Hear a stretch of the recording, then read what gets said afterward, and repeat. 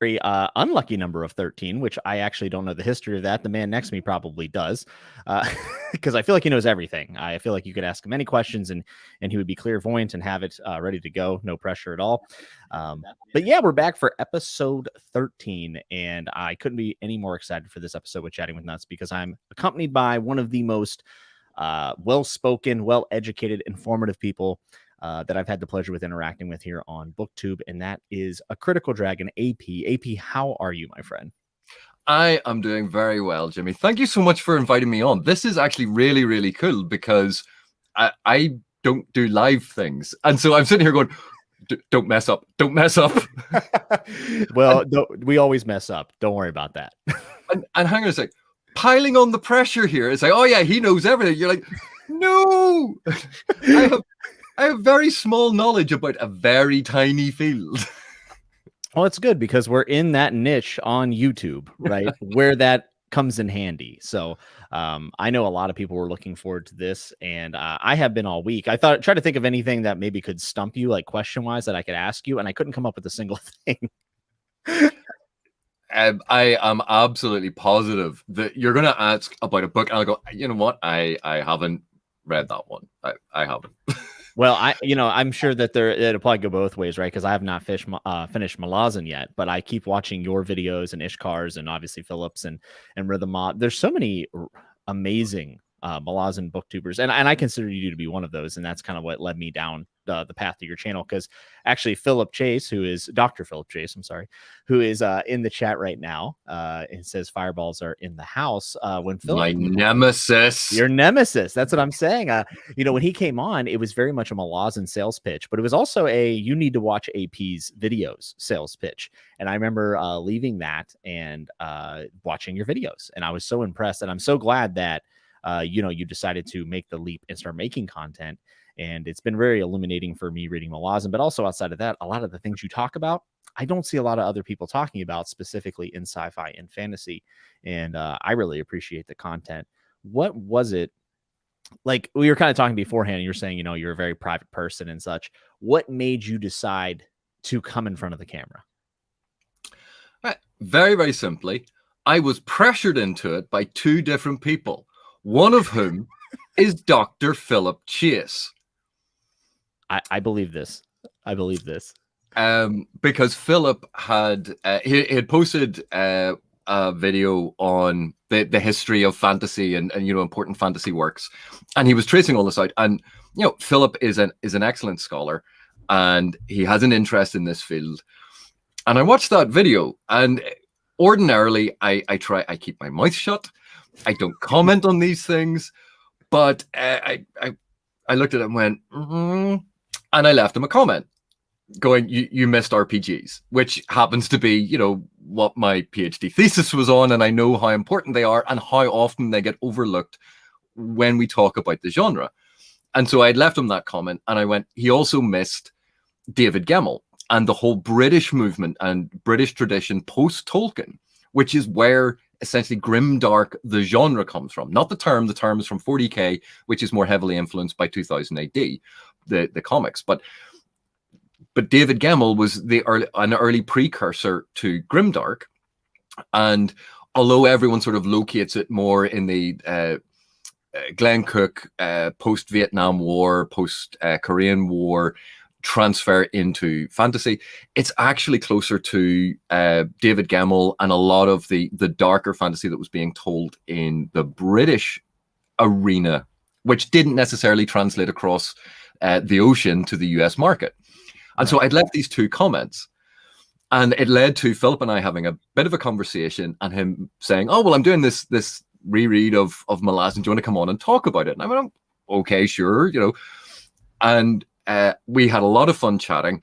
And then the second person, because Philip was then saying, you should start doing some videos. And I went, I'm not really sure about this. I'm not really sure about this.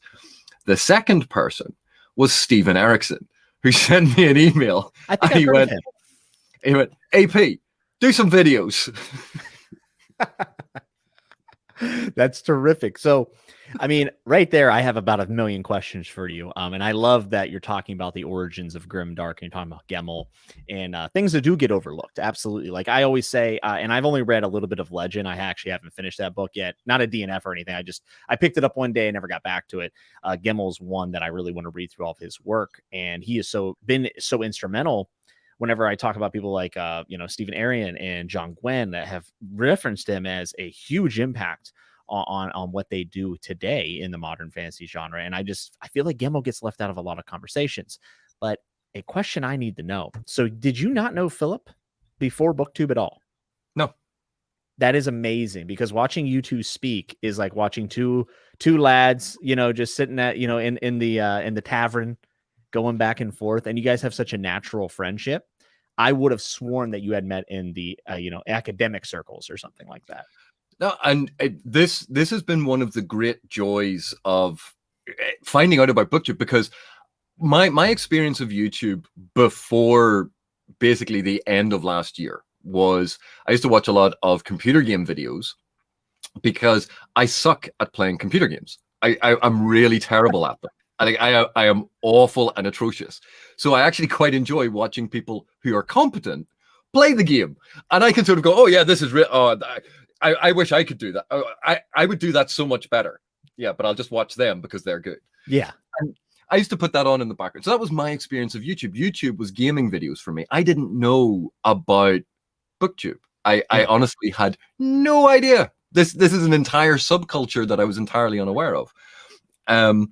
So finding out that there's this whole corner of the internet where people talk about books, I'm like, well, I suppose that actually makes sense. Everything else gets talked about, but I honestly thought that YouTube was gaming videos and that was it. But meeting Philip, and talking with and doing collaborations with the other YouTubers who, it's been so wonderful. Yeah, it's been so amazing because Philip and I obviously have a background in academia, and that's one thing. It's a point of connection, and we are both lit people, so you have a shared history and experience of eating ramen noodles at grad school and struggling to make ends meet, and donating blood for money, and you bond over that. But we have the shared language and approach to a lot of literary analysis, even though we have different fields and different specialisms. You share a sort of similar approach. But then people like Iskar Jarek and Niflrog and Ralph Blutax and Councillor Moonspawn, seeing all of them and talking to them and sharing in the comments, talking that there's a real community out there, and everyone has this different approach. They have their own approach.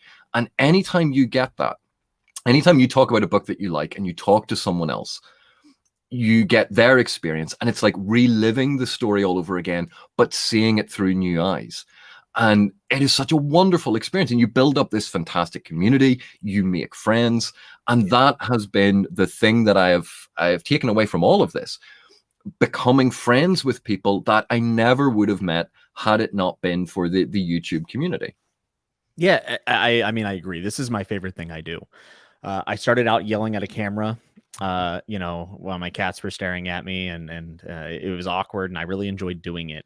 But as I've done these like chatting with nuts episodes, and I do spoiler discussions here on the channel as well, it's just like the friendships that you build are very quick.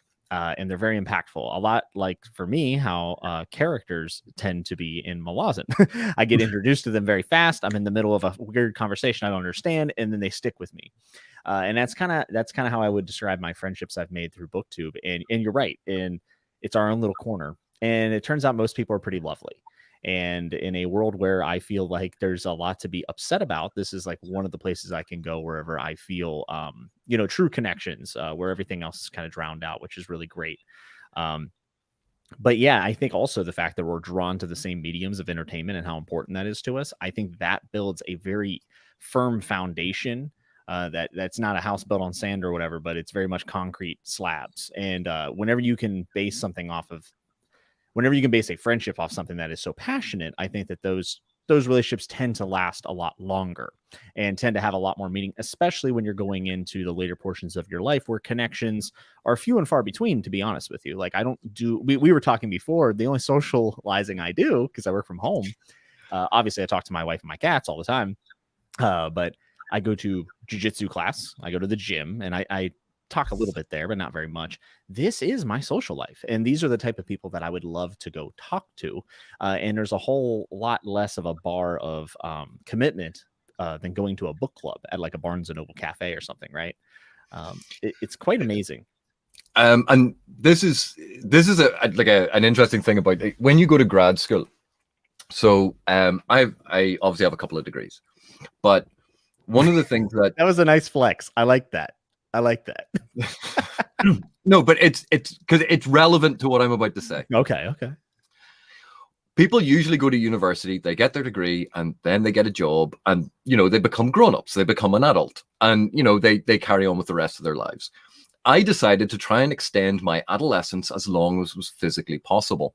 So I stayed at university, and it gives you this very bizarre life where you have, quite frankly, a lot of time, a lot of opportunities to meet people from all over the world, different cultures. You have a lot of time to spend with these people, but you have no money. You're absolutely destitute. On the other hand, if you become an adult and a grown-up and get a real job, you suddenly have the money where you go, I can afford to travel. If only I had a couple of days leave, or if I could book time off work. That suddenly you might have the cash, but you don't have the time. And when I was at university, I got very used to how easy it was to meet people, how easy it was to meet people from all walks of life and have really fascinating, interesting conversations. And then when you become a grown-up and get a full-time job, and you go, how do you meet people now? Yeah. You have the people you work with, and you go, right, but how do I meet people? Yeah, it's a very good question. And I don't think a lot of people ask that, right? I think it's almost a given that your circle just gets smaller as you grow older, and the few and far between thing applies. And I have a ton of acquaintances, right? Like I work with a lot of really good people, and I have one person at work that I talk to like on a personal level, I would say. But outside of that, like, yeah, where do you meet people? What happens to be you need to get a camera. And you have to film yourself yelling about narratives, and then you put it on YouTube, and then nice people comment on your video, and then you become friends. You see, I'm so glad you went with that and said if you need to get a camera, and then you set up an OnlyFans site. And I was going, you see, if it goes in that direction, we're canceling this talk now. I guess this is a good time to announce. The nut button was a huge hit, and the fans have spoken. So, context is everything. It really is. Someone should just go, the nut button was a big hit. Yeah. That's a GIF that needs to go up on Twitter. No context. Yes. My audience is not GIF friendly. Alan from Library in Alexandria has GIFs all over the internet. I use GIFs of Alan from BookTube with friends that don't read. Like I send it in text messages. So my audience, fantasy network people, you guys gotta start gifting me. I feel like I'm giving you material. We need someone to step up. Who's gonna I'm calling the banners is what I'm doing. I need a hedge knight. I need somebody. The King's Council. Look at Al. I love gifts, Jimmy. I know you do, and you make a good gif. Like you are very gifable, if you will. Or are we getting into is it a GIF or a GIF debate? It's a GIF, even though the creator says it's GIF, but he doesn't. Just because you made up, a moving picture doesn't mean you made up the English language. So he can piss off. It's GIF, and that's all I'm going to have about it. See, I thought you were supposed to be Fireball, and now I'm getting worked up over GIFs. This is terrible. Subverting expectations. It's the way forward. Postmodernism. Yeah. Oh no. I have to at least have a blazer on to talk about postmodernism, right? Do you want me to go get a jacket? I actually thought about dressing up for this and not wearing nothing underneath a blazer, and then just like bouncing my pecs the entire episode. Oh, and you talked about me flexing earlier. Well, listen, that is the literal flex. Listen, you have the mental fortitude. I have to bring in, like, I like to say, you and Philip Chase, Andy Smith, Rhythm, you guys have such good comprehension, and you guys talk about things in deep. I'm the dragging guy. I'm like, the dragon was really cool. And that is my analysis of the narrative, if you will. Usually with books, like I feel like Malazan specifically, like you guys are all so brilliant. Iskar, everybody's so brilliant, and then you have me, and I'm just like, I really like the plot where the hounds came.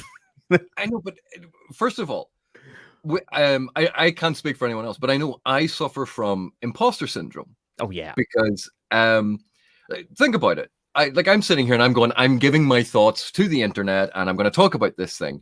And I know all of these other academics and scholars that if they watch my videos, they go, oh, AP, that's you've made a mistake. It needs to be that way around, and you've screwed that up. And I'm sitting there, I'm constantly afraid that I've messed up, that I've misremembered something. And I make mistakes, and you just go, yeah, but you learn from them. I was doing a prologue analysis, and I was rushing because I recorded it, and it had all gone horribly wrong with the sound. So I was re-recording it, and instead of just skimming over the thing, so I was refreshed in my mind, I went, oh, I'll just do it from memory.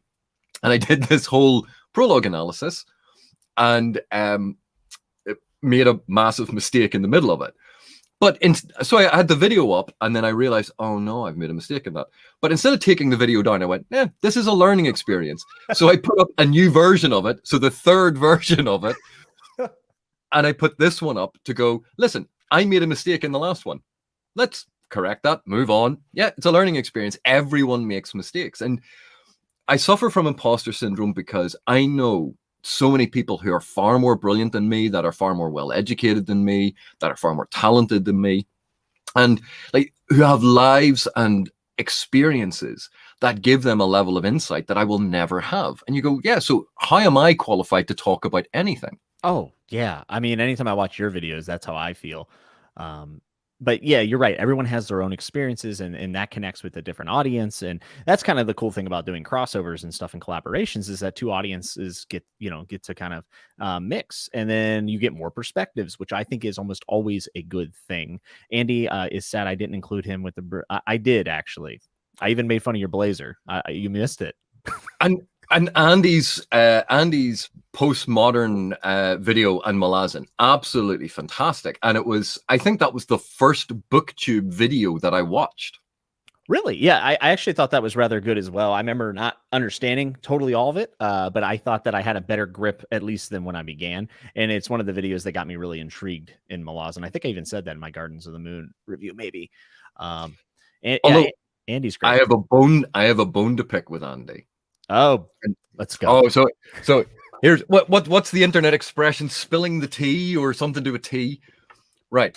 I've been winding Stephen Erickson up for the past 12, 15 years that his work isn't postmodern, that it's post-structural, because we had this conversation once at a conference, and he was like, I was thinking, like, we're talking about postmodernism, blah blah blah, and we were talking about that. And he was like, I think maybe we could categorize Malazan as postmodern. I went, no, it's post-structural, because I was messing with him, and I have kept that going for over a decade. And then Andy Smith comes along with his fancy video and puts it up for the whole world to see. Excellent that Malazan is postmodern, and I'm like, oh, cheers, Andy. Ruined my fun. Over a decade worth of winding Stephen Erickson up. Ruined. I hope you're happy. You vindicated him. I mean, this is ridiculous. This is crime. This is a holy war, as Alan would say. This is a holy war territory. Dr. Philip Chase has a question for Professor Fireballs, and an opportunity for you to come clean. Why are you so consumed with jealousy about Dr. Fantasy's cape? Philip, the cape is cursed. No capes. Get away from the cape. The cape was so last year.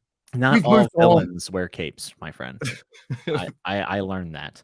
So we've already brought up Stephen Erickson multiple times, which is to no surprise to anyone, I'm sure. Can you explain? Because here's the thing, and I told the story on another chat with us, but I bought the first book in the Carcass trilogy from Malazan. Yeah, that. So I saw it used, and it was a first edition trade paperback. I'm like, cool, I'll pick it up. And I picked it up, and I flipped open. You always read the first page of every book I buy. And I see that you have a shout out in the book. And I say, I know him. I know him, and I'm curious, where did this relationship with Steven Erikson come from? Well, I told this story I think a couple of times now, because I think it's on Philip's channel and I think it's on Mike's channel. But I'll do a short version of it for people who haven't seen it. I go to an academic conference in the US, in Florida, and it's in March, and it's called the ICFA, the International Conference for the Fantastic and the Arts. And it is a lot of academics, postgrads, postdocs, lecturers, professors, researchers, authors, editors. And we go to this conference in Florida, and it's for the analysis and sort of deconstruction and talking about science fiction, fantasy, horror literature, film and media, drama, art, all of these different elements of the fantastic. And people give conference papers, academic research papers. But one of the big strengths of this conference is that there's always a group of invited authors. And, some years it's 40, some years it's 60. And there are some amazing authors turn up. And the very, very first time I was going, a senior academic had said to me, you should go this and present, because I'd presented a paper at a local conference in the UK. And they said, the guest of honor at this conference is Charles Vess. And you've just presented a paper on Gaiman and Vess's A Midsummer Night's Dream. Vess is going to be the guest of honor. You should go to this conference. It's a great networking opportunity and you can present your paper. I was like, oh, that'd be amazing. So I went, and because it was a transatlantic flight, I flew in early, because who wants to be jet lagged when you're starting an academic conference, which is your first major international conference, and you want to impress people? You don't want to be jet lagged. And the same senior academic was there and went, listen, I'm going for lunch with a couple of people. And it turned out some of them were very important people. And me, being a young grad student, had no idea. And they said, one of them is Stephen Donaldson. And I was like, wow, Stephen Donaldson. So we meet in the lobby, and I'm standing. And you have to remember, this is back before people were appearing in videos, and there was lots of stuff online with good photographs. This is going. And I'm not good with faces to begin with.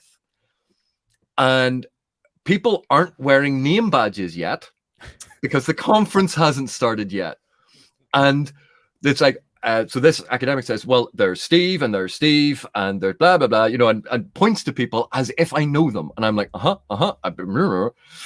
And so I end up sitting next to Steven Erikson, thinking it was Stephen Donaldson. I'm cringing for you. Now, luckily, when we had started talking, the things that I had said are equally applicable to his books as they would have been to Donaldson's books. And I'm so lucky I didn't go into specifics.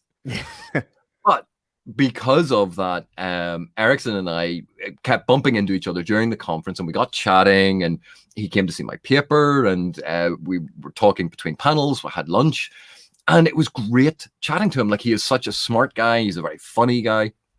And we got chatting, and he gave me a couple of the first three Balklane and Corbel Broach novellas as a gift to say, here you go, because I then had explained this whole embarrassing thing that I'd initially thought he was Donaldson.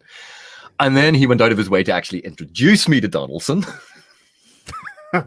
because he's friends with Donaldson. So I actually got to be formally introduced to Donaldson, and I managed to stuff that up, which is a different story. Because I'm an idiot. I see a reoccurring theme here. Yeah. So that was how I met Erikson. And I remember I on the flight home started reading the Balklane and Corbel Broach novellas. And I was reading this stuff going, I'm not sure he got what my research interest in epic fantasy and genre fantasy was, because this is clearly a parody and a satire of a lot of these things, and this is focused on horror, and this isn't working. But the next year we met up again, we chatted again, we started corresponding, and because of my background, I ended up, he said, like, do you want to have a look at what I'm currently writing?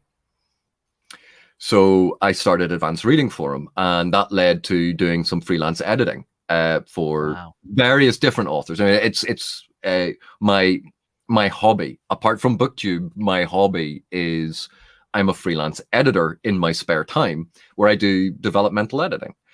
Wow. So but that's how it all started. That Stephen Erickson and I were corresponding, we were chatting about things, we were meeting up at this conference, and then he'd invited me down for the weekend because he was living down in Cornwall, and I was in England at the time.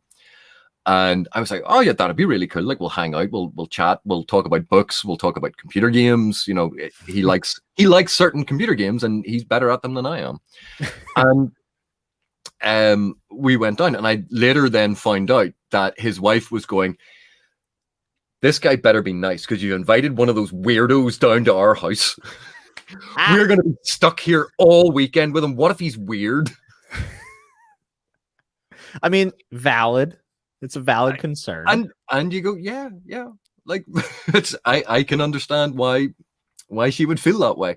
And I think the jury is still out on whether or not she appreciates me coming down, and whether or not she thinks I'm weird.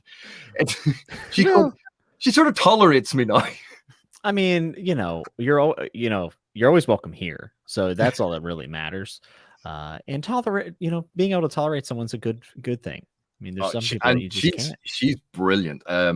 If you, well, I'll wait until you're slightly further on into the series, and then I'll come back and have a chat to you about some of the inspiration for some of the characters. All right, I like to hear that. I love hearing like motivations behind like what created a character and such. It's one of my favorite things about A Song of Ice and Fire is looking at the historical evidence for like what character he's driving. So like Marjorie Tyrell is very much Anne Boleyn.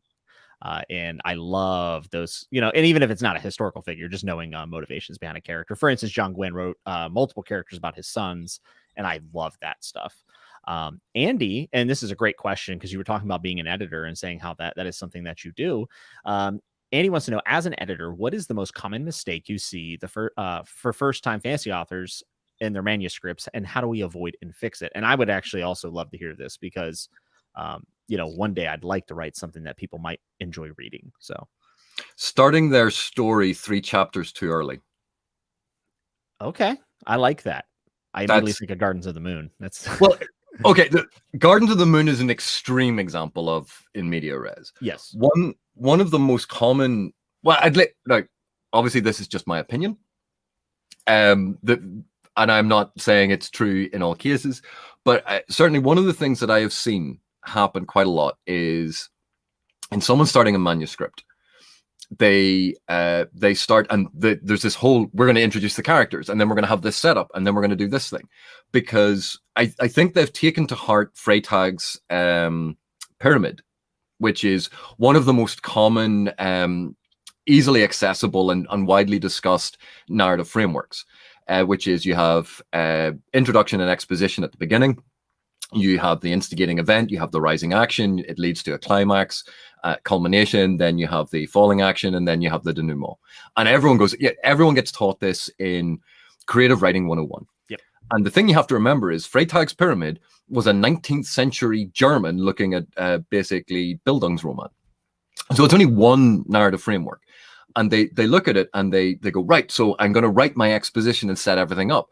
And you have 3 chapters, 2, 3, sometimes 4 chapters, where it's all telling the reader everything about these characters, because these characters are so important to the author.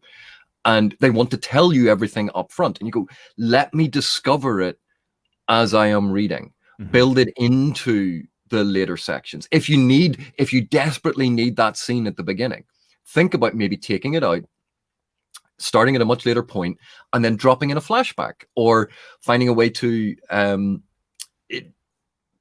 don't forget random apostrophes. I'll tell you a story about that in a second. But that is one of the big structural issues that crops up a lot, is starting the story too early. That the actual novel should really start about 3 chapters after the first page. But it varies according manuscript to manuscript. Yeah, and also how an author utilizes a prologue, right? Go ahead. I can tell. Well, I hit a button there. Well, no, it's and one of the big things is, right, so I'm a freelance developmental editor. I am not a commercial editor. I don't work for a publisher. I never make claims about any of that sort of aspect. But in publishing circles, it goes round and round that prologues are out. I will not look at anything with a prologue. Prologues are done and dusted. They're old-fashioned. I don't want them anymore. Right, I want prologues in this because this prologue is brilliant because it does this thing, because it's working well with another series.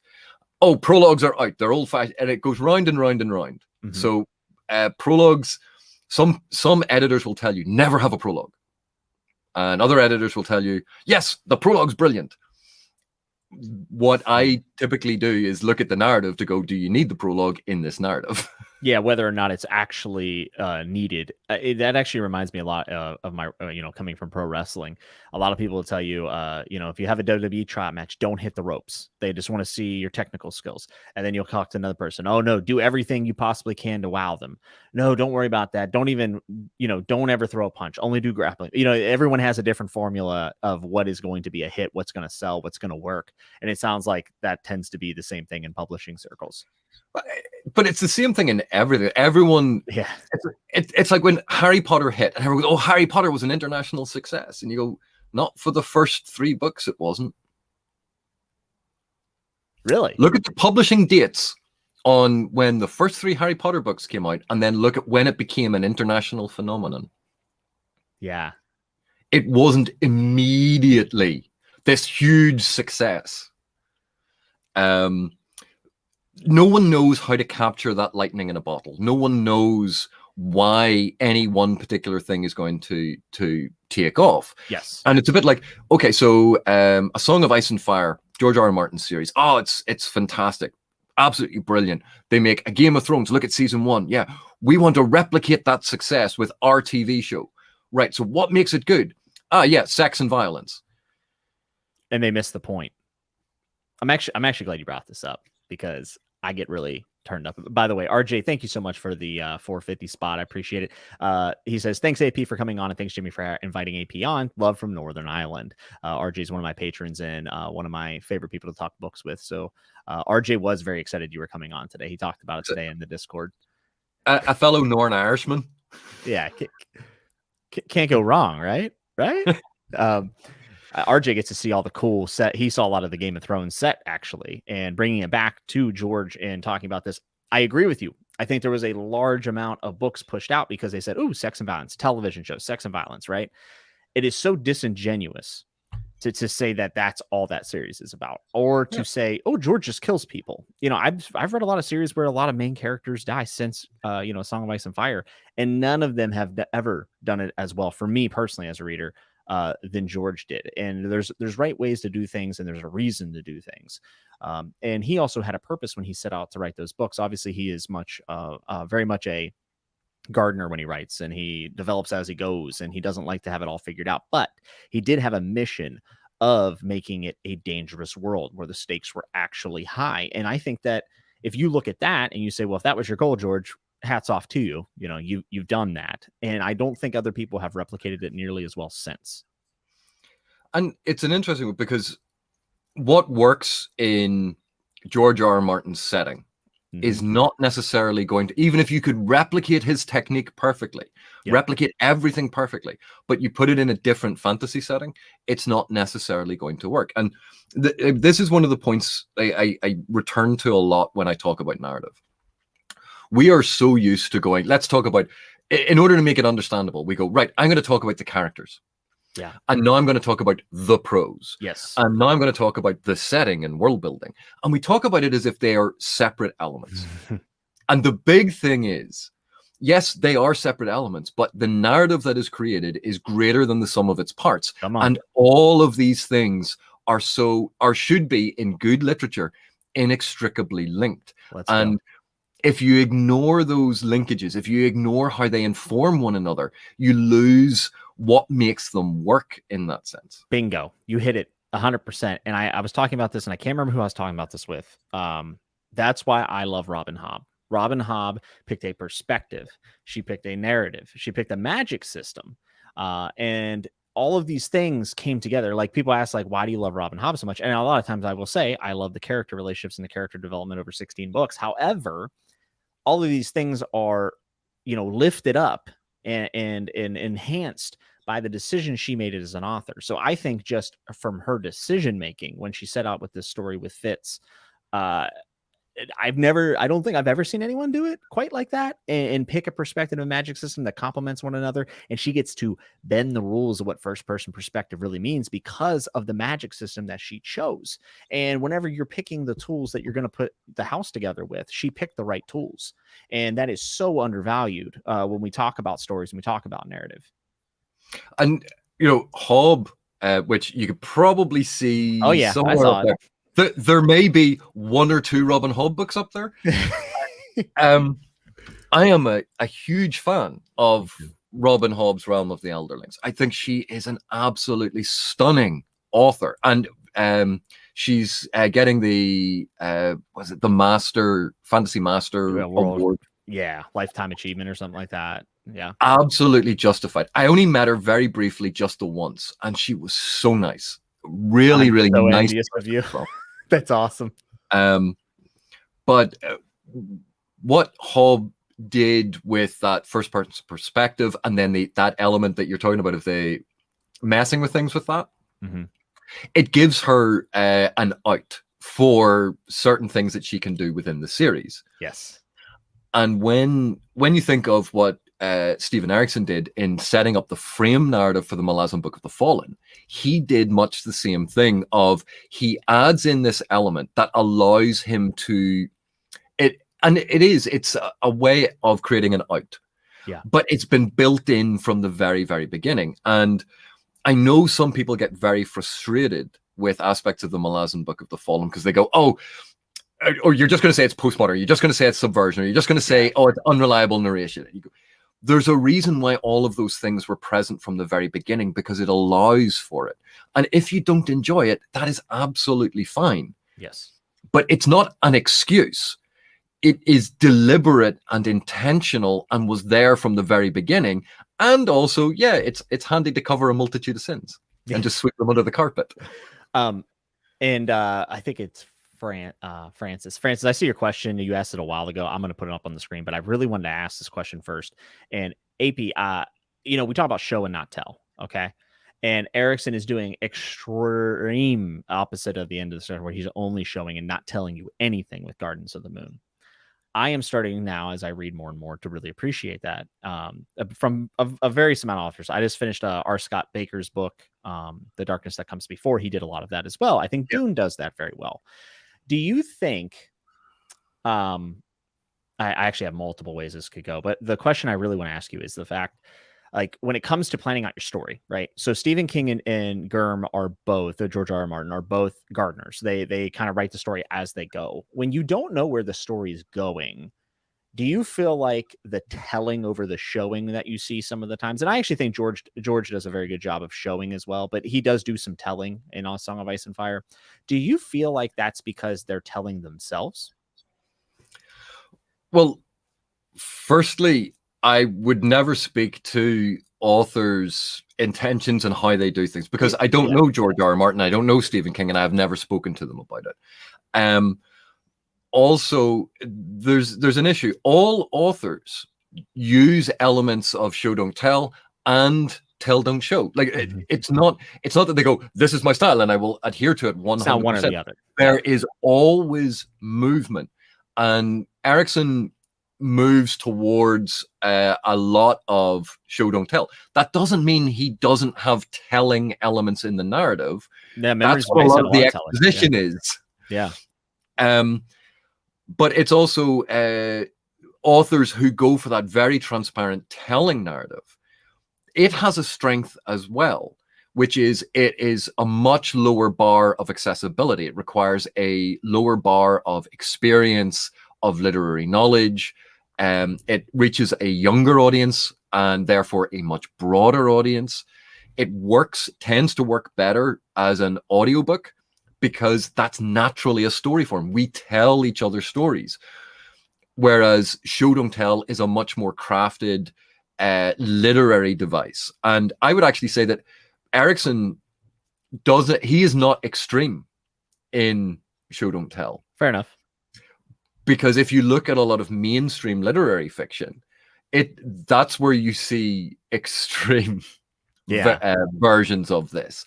And, you know, it can be taken to an extreme. It can be made very, very complex. But it's always going to be a balance between accessibility, explanation, and what you want your audience to appreciate. So there are strengths and weaknesses to both approaches.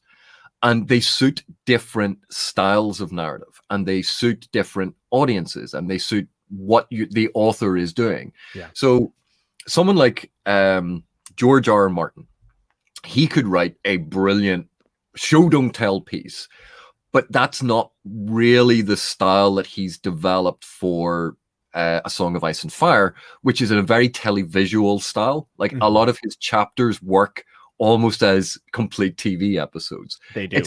However did they adapt it? I don't know. But Martin has that very visual style of writing. Yeah. And for him, a lot of that works better with using stronger elements of the tell don't show. But he still adds in nuance. He still adds in complexity of the show don't tell. It's not about picking one or the other. It's always a blend, and it's getting that mix right for the story that you're telling. And for like Erickson writes chronologically. He starts the story and he writes the story. He doesn't sit and plan and diagram everything out. He has some notes. He has some memories. He sometimes makes the dramatis persona, but he sits and he writes chronologically. He starts at chapter 1 and works all the way through. Cool. So it's not as if he's, what is it they describe it? The different, was it a pantser or a planner or something? Like, I think it's a plan. I don't know. I just heard gardener, and then the I don't remember what the other one's even called. But I guess that answers my question, though, because I don't know how authors approach. So I guess a better way of framing that question would have been, do you think that someone's approach to frameworking their story affects how much they can show versus tell? That probably would have been a better. I think you answered it.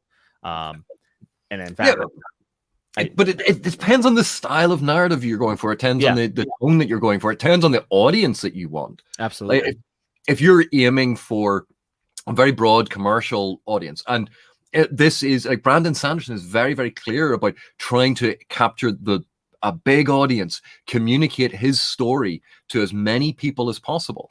So he uses a very transparent style. He uses a very tell style of writing because it is more accessible. It will reach more people. And then he adds in complexity with a lot of his plot details. You know, it has nothing to. I resent people who go, tell don't show, oh, they're a bad author. Show don't tell, they're a good author. You go, it's how you use the tool. Just the tool itself is not the thing. It's how you use it, and whether you use it well, and whether it serves the purpose that you intend it for. Yes, and you can have a preference, right? I like the fact that you're very upfront with the fact that one is not necessarily better than the other. Both are viable options, and then as a reader, we get to decide which one makes the most sense for us. And that's something I see a lot. You know, there's a lot of gatekeeping, right, for the way people write. You know, Brandon Sanderson is not my favorite author, but I think he's very good at what he does. I think he's really, really good at what he does. And he does so very, very deliberately. Like you can see it in his online lectures where he talks about it. He is very clear. This is his approach. This is what he is trying to do. He is never saying this is the only way that you can do it. Yes. That is not what he says. Yep. And sometimes I think people watch his videos going, oh, this is the way you must do it. And you go, did you listen to what he said? He goes, this is how I am doing it. This is why I am doing it this way. There are other ways to do it. And it may not be bad to try to mirror him because he's had a lot of success. And now I assume publishing circles are probably looking for, you know, the next Brandon Sanderson, like they were looking for the next Germ or whoever. This is a question that has been up for a while. And Francis, I think it's Francis. If I'm wrong, I'm sorry. I'm not very cultured. Francois? What he said. Question for Fireball, which is amazing. What other series has the depth of themes as Malazan? Well, I think like Robin Hobb has like an enormously complex world that is dealing with a lot of very complex issues. It's all worked into the world. Like the difference between the first trilogy and the Life Ship Traders, phenomenal difference, style, tone, everything radically different, and yet there are interweaving themes and there are points of connection. They focus on female power, female autonomy comes into it very much in the second trilogy. That's not in the first trilogy. That's not really what it's about, but there are still elements of it there. So Robin Hobb's Realm of the Elderlings, I think, is stunning. I agree. What a series that is probably more divisive now than it used to be, and it's because of the style and the tone and everything. But Stephen R. Donaldson's The Chronicles of Thomas Covenant the Unbeliever, enormously complex, wonderful stuff worked into it, but it's not necessarily the flavor that the modern audience might go for. But I still think it is one of the fantasy masterworks. It's one of the most, it made fantasy grow up in a lot of ways. Yeah. So the Thomas Covenant books, Book of the New Sun, if you're going to call it fantasy, there's a genre definition argument there, but Book of the New Sun, obviously enormously complex. And when you get into using abstract poetic prose and you start looking at a lot of how you're interpreting, and this is where show don't tell gains a lot of strength. Show don't tell, because so much of it is connotative meaning created by the reader in their own brains. So you read this text, you see these symbols. How you interpret the symbols gives them meaning, but how you interpret the symbols is going to be different sometimes to how I interpret them, which means because it's more of an abstract notion and you're individually creating it, you actually can see themes develop based on your own personal experience and bias as you're reading, because you're shaping the narrative. Which is awesome. So something that is more abstract can suddenly develop a lot of themes. And it's, we see this when, if you take like Romeo and Juliet, no one reads Romeo and Juliet and thinks about, oh yes, this is going to let me know all about Verona. But the theme in it of these star-crossed lovers, the theme in it of young love being doomed, and the sort of the divide between the two families, and that stands for divides between two nations, divides between two sectors of a community, divides between political positions and ideologies. You start seeing it in abstract terms, and you start seeing it in those sorts of thematic ways, which makes the story resonate because it is more symbolic. It works as a metaphor in a lot of different ways. So themes, So I should have said Book of the New Sun, Thomas Covenant, Realm of the Elderlings. I think R. Scott Baker's work is, again, something that is incredibly complex and potentially prone to misunderstanding his intention. It is very dark. Yes. It is very violent, and it is a difficult. It is difficult to read sometimes, because I think sometimes people misread the author intention in it, because it is deconstructing a lot of things, but it's not doing it in a very obvious, I'm telling you that I am deconstructing these things. And you have to work that out. But again, a lot of the stuff going on there about religion, philosophy, patriarchy, theocracy, all of those things that are worked into that world. Fascinating thematic work in it. Yeah, I just finished book 1 of Prince of Nothing by R. Scott Baker, which is The Darkness That Comes Before, and I will have a review, a spoiler-free review of it on the channel in the coming weeks. And it is one that is very hard to review, if I'm being honest with you. Man, it's good. It's really He's good. A super nice guy as well. Yeah, and he's also brilliant. I know that he has work in, I believe, philosophy, right? Isn't that what he has? He has. Yeah, he's like 1,000,000 times smarter than me. Yeah, which is impressive, because you've already blown my mind like 8 times tonight. But I really like that book a lot. It's pretty dark. It's pretty dark, but I think he handles some of the darkness well.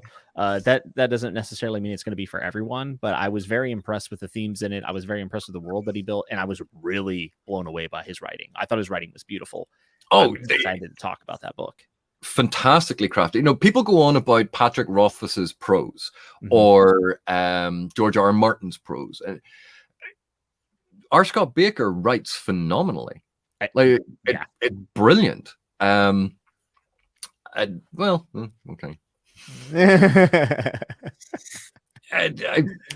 People's taste in what they like is it's just someone's just mentioned China Miéville's Bas Lag novels. Yes, China Miéville, brilliant series. I've never heard of this.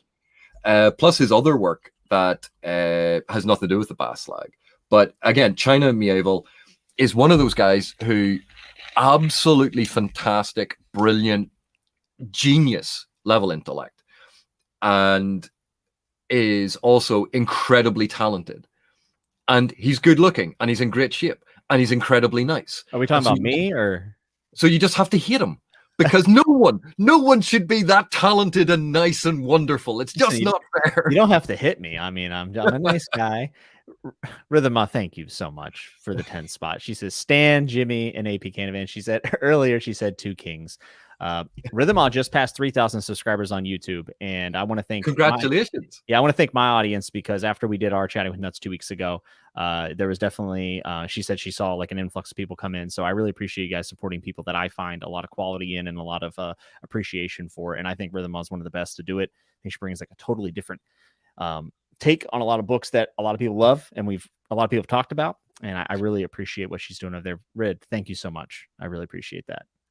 And if you want to see someone have a really honest and enthusiastic reaction to Wheel of Time, go and watch Rhythma's reaction video to the trailer. It was awesome. It was the most genuine excitement. Wheel of Time is not my favorite series by any stretch of the imagination. I am very excited for the show, but seeing people who have waited so long, specifically in this instance, Rhythm and like the Dusty Wheel, like seeing people have a genuine emotion and excitement where it's not a show, like they're just, they're pouring out emotion for something that means a lot to them. It's one of the most joyous things for me as just a human being. I don't necessarily even have to like what's happening or, enjoy that material to be excited for them being excited. And the thing, I mean this in the absolute nicest possible way that you can interpret what I'm about to say. But when you see a young child at Christmas time come down and they see the presents for the first time, that level of the excitement is going to explode their brain. Yeah. That was it. My favorite part of the video is Rid is watching the trailer and she goes, "Is that Egwene?" And she like puts her hands like she's like, "Is that Egwene?" Like she can't handle it. It was hilarious. I loved it. Yeah, if you haven't seen Rhythma's reaction to the Wheel of Time trailer, you should definitely go check it out. I think she got a copyright strike for it, unfortunately. Which is dumb because it's free advertisement for the show. Makes no sense. But they want the viewing figures on their channel. Yes, that is correct. They want that ad revenue, that sweet ad revenue that I keep hearing so much I don't about. even think it's ad revenue. I think they want the breakdown of audience. That is actually a good point. I hadn't actually thought about that, but yeah, you do get very good analytics from YouTube. That's a very good way to gauge a show's interest, doesn't it? Man, you're sharp. You're sharp. You immediately knew how to identify that. Well, this is as soon as I started YouTube. Obviously, I had a look at YouTube Studio and I went, "Oh, it's graphs and numbers." It's not me. It's not what I do. But I looked into it and I occasionally click on it and go, "Oh, look, more graphs and numbers." But what's really struck me was if you were a publisher, if you set up and go, right, I'm going to announce about this book, and you employ someone or you have someone on staff to do a whole series of videos about the book, and you look to see who's reading it and who's watching the videos. That's going to give you a brilliant demographic breakdown of people interested in that work. Yeah, I think that actually holds a ton of value. That actually makes sense. They still should be copyright striking my friends, clearly, but I think you bring up a pretty good point. Someone was asking, they want to hear something that like maybe you're not too high on, and someone said cough Lightbringer, and I have no dog in this fight, so I assume that maybe you've stated that about something about Lightbringer that you liked or did not like. My shelves are organized alphabetically, so like W's over there. I could feel it. I like to remain very positive, and one of the reasons why I choose certain books to talk about on my channel is because I like to talk about the books that I enjoy, and I like to talk about the positive aspects. And there's a reason why I don't talk about books that I really don't enjoy. And I thought that Lightbringer started out very well. It had a really interesting premise for some of the stuff, and it was nice seeing his play on using color as magic in that way. Because obviously you see it in Wheel of Time, the idea that the weaves have specific colors associated with the elements, but he was doing something slightly different with it actually being light. Now, obviously, David Gemmell had a similar thing, and I think it was the Knights of Dark Renown? You would know. I think it's the Knights of Dark Renown where Gemmell actually uses light as a way to code the types of magic and what each different thing can do. But I had read Brent Week's Night Angel trilogy, and I should have realized my initial problem with it, if people enjoy it, fine, enjoy it. This is my own personal opinion of it. Yeah. But when you try to set up a cool assassin character and you call him a wet boy, and I just went, really? A wet boy is the scary term you're going to give the master assassin, a wet boy? Yeah, that's not very good. And the elements of that, of the what you could describe as an adolescent power fantasy, where the main character is quite often a stand-in for quite often the reader, and they are going to get more power, and they're going to get more powerful, and they're going to get more skills, and they're going to be the badass. And it is an adolescent power fantasy. It's very attractive. It's a great way to draw in readership. But you could see the trajectory of the story a mile away. And while there were certain interesting elements, and he wrote some good action sequences, you go, right, the character is meant to be an assassin. Why is he suddenly wading into battle? That's not an assassin. That's a not warrior. What he does. Yeah. So there was a bit of a mix match and a miscommunication between the two things. And I know he was trying to do other things with it and develop it and tell a fun adventure story, but because it was set up in one way and it went in a different direction, but was still trying to go back in the other way, it didn't work for me. Yeah. When he did Lightbringer, again, I got that at the same time. I think I was reading one of the other series, and I liked it. It was a nice blend of characters. There were a lot more female characters in it for a start, which is a nice way to balance the narrative and give you different perspectives. And he was doing some fun and interesting things. And then it became very convoluted, and it felt like there were suddenly, here's a twist for the sake of a twist. And here's another book where we're going to do all of these things that actually is not going.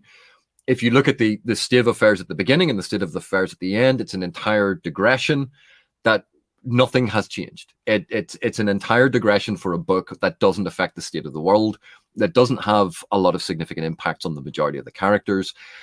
And it felt, oh, and we've built up this thing, and then no, I'm going to undercut that, and it doesn't work. So I didn't enjoy Lightbringer. I read all of it. There were moments in it I quite liked. Yeah, I mean, I think that's fair. I mean, that is actually a much different criticism of the series than I've actually heard before.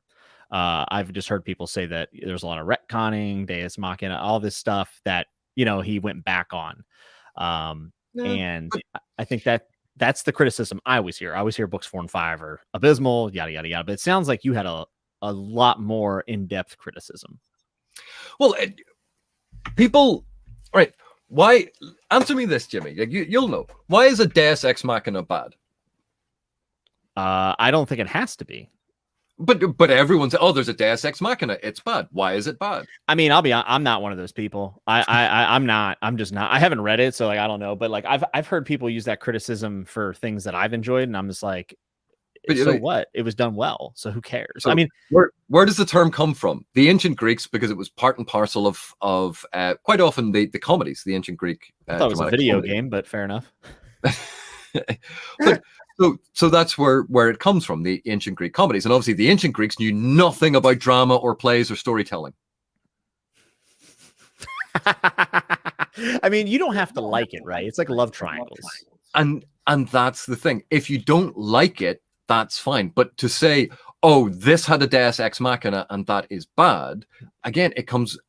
This is something that I keep talking about. Just because the thing exists isn't the important. Great, you've isolated the thing in the text. Fantastic. Mm-hmm. How is it being used? How does it serve the story? How does it serve the theme? How does it serve what is going on? If it's, but people seem to isolate one thing. It's the same when people say, I don't like first-person narrative. And you go, well, did you like Jim Butcher's The Dresden Files? Do you like that? Oh, yeah, I like that, but that's an exception. Oh, and that's an exception. And that's an exception. You go, how many exceptions do you need before you realize it's not that you dislike first-person narrative, it's that you dislike first-person narrative when it's done badly.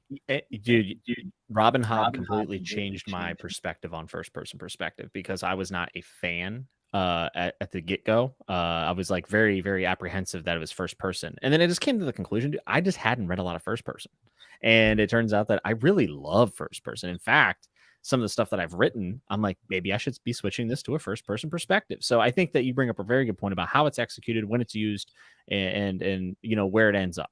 And I don't think there's anything wrong with these things, first person or Deus Machina. There's nothing wrong with these things. Well, there's nothing wrong with them objectively. They are tools. They are aspects of narrative. It's when people say, oh, it's really tropey, and you go, well, what do you mean by that? What trope? Yeah. What trope is it that you have a problem with? Mm-hmm. Because A, depending on how you define trope, that's going to change the whole conversation. Oh my God. But also B, you go, well, how are you looking at it? Or is it because the trope is used, and people, I think someone said there, if something is used unironically, and you go, well, no, sometimes you can use Deus Ex Machina to great effect, or sometimes you can use a trope to great effect. Dumbledore is the guiding mage, mentor, wizard figure who is clearly a ripoff of Gandalf. Certainly. And you go, but people love Dumbledore. Yeah. But, you know, but it's a trope. It shouldn't be there. It depends on how it's used. I agree. I think if someone just says it's tropey, it's bad, I think that is a poor criticism, and I probably won't listen to that person's opinion on much, if I'm being completely honest. Chris Bookish Cauldron, who I absolutely adore, and we just did our final realm of the Elden Ring spoiler talk, and it was bittersweet. And Chris, thank you again for coming on. Has a question for you, AP. He says, I see you have A Time of Treason on your shelf. Out of nosiness, did you read the concluding volume that came out a couple years ago? Did you like how it concluded? And I don't have the third book yet. I was meant to pick it up, and I left it in America. And I'm too cheap. I'm too cheap to buy another copy when I know it's in the States, and I can pick it up the next time that I am there. But Keck is a fantastic author. I really like Keck's writing. Another Canadian author. I think he's from Winnipeg. There's a lot of Canadian authors. Nothing to do in the winter when it's cold. Actually, Robin Hobb grew up in Alaska, and I thought that was really interesting. And I think she actually was around boats and stuff, which motivated her to write Live Ship. It's always interesting. I feel like every time I like an author, they're from either somewhere really up north in America or they're in Canada. There's something about snow that clearly works, right? But I think it's having time to think, and being indoors, and what are you going to do? Yeah, it's true. Let's see. It's because they say tropey. I'm actually catching up right now. Oh, someone did say except first person present tense. That's a big no for Jimmy. Correctamundo. Well, that is a bias I have. That is a personal bias I have as well. No, it can be done incredibly well, sure, but it's not something that is my taste, my preference. I have seen it done very well, but it is not one. If I see it in that, I'm like, it takes me a while to get used to, and I'll read through it, and it can be really, really good. It can be like, it has amazing strengths to it. Yeah, but so if it suits your narrative, then perfect, but it is not a style I particularly enjoy, and it's an acquired taste, because if you think the vast majority of stories that we tell each other quite naturally are usually third person past tense, yes, and first person present tense is a lot different. It's really far away. That is what it is. It's really far away. It is not my preferred narrative at all. The fact that I want to continue Red Rising should be a testament that I think that, you know, that series is very good, because I'll be honest, when someone tells me something's first person present, it usually drops dramatically in my my TBR need to read pile, and that's just a bias I have. Sarah, who I did a podcast with recently, hi Sarah, she says, I think I'll be better off reading a physical copy of Ship of Magic versus the audiobook. Keep finding myself listening to parts of it over and over. And this actually brings up something that Philip Chase had brought up earlier, and he said, AP, there is a rumor, and it's going around in the back alleys of booktube, and I didn't want to bring it up, you know, because I don't want much controversy, but I've heard, and this is what Dr. Philip Chase said, that you hate audiobooks. Is this true? My nemesis again. Right. I did a very short video because I was trying to talk about the difference between reading a physical text or even reading an e-text and listening to an audiobook, because they are very different experiences. In some regards, they're quite different experiences. Mm-hmm. And there are a couple of different ways to explain this. In fact, I was going to do a really mean thing, because one of the ways to illustrate this, I like mean AP. I like. Well, hang on a sec. I will type a sentence in chat that people can read, and then I'll give them a couple of seconds, and I will perform it as an audiobook. Okay. All right. So you're typing the sentence now, and we're gonna read it, and then you're gonna narrate it. Is that what we're doing? So there. Okay. But I put a sentence in chat. Alexa, play Baby Shark. Fair. Now, what I'm interested in is there's obviously a difference between reading that, which has no effect, and for anyone who has an Amazon Echo within range of the device that they're listening to this thing on now, do they now have Baby Shark playing? You go, there is like a very simple illustration of how these two things have a difference. That is that's science. I think you just did science. I think you had a hypothesis and you had a control, and but I'll give you another. I'll give you a very I used to do this with my students all the time, to illustrate some of the differences that we get, and how narrative is actually shaped by how we read. And the thing about an audiobook is it has at least one narrator. Obviously, some of the audiobooks have multiple narrators. Some of them have multiple actors doing multiple voices. Mm-hmm. They can be incredible productions. But when you have someone else emphasizing things, de-emphasizing things, creating a character for a voice, they are in effect colonizing your imagination, because you now think of that character in that way rather than how you would think about it just picking it up from the text. And again, I will be very clear here. I am not saying audiobooks are bad. I'm saying they are different. So if we take something that's a very famous, well-known excerpt, the To Be or Not to Be speech from William Shakespeare, and you could have someone, performing it going, "To be or not to be, that is the question. Whether 'tis nobler in the mind to suffer the slings and arrows of outrageous fortune, or to take arms against a sea." You get the point. Overblown, over the top, done in a certain way. But then you could have someone reading it and they go, "To be or not to be, that is the question. Whether 'tis nobler in the mind to suffer the slings and arrows of outrageous fortune, or to take arms against the sea of troubles and by opposing end them." This is great. Very different style. So when you have an audio version of it, when you have someone's interpretation of it, it can shape your understanding of the narrative.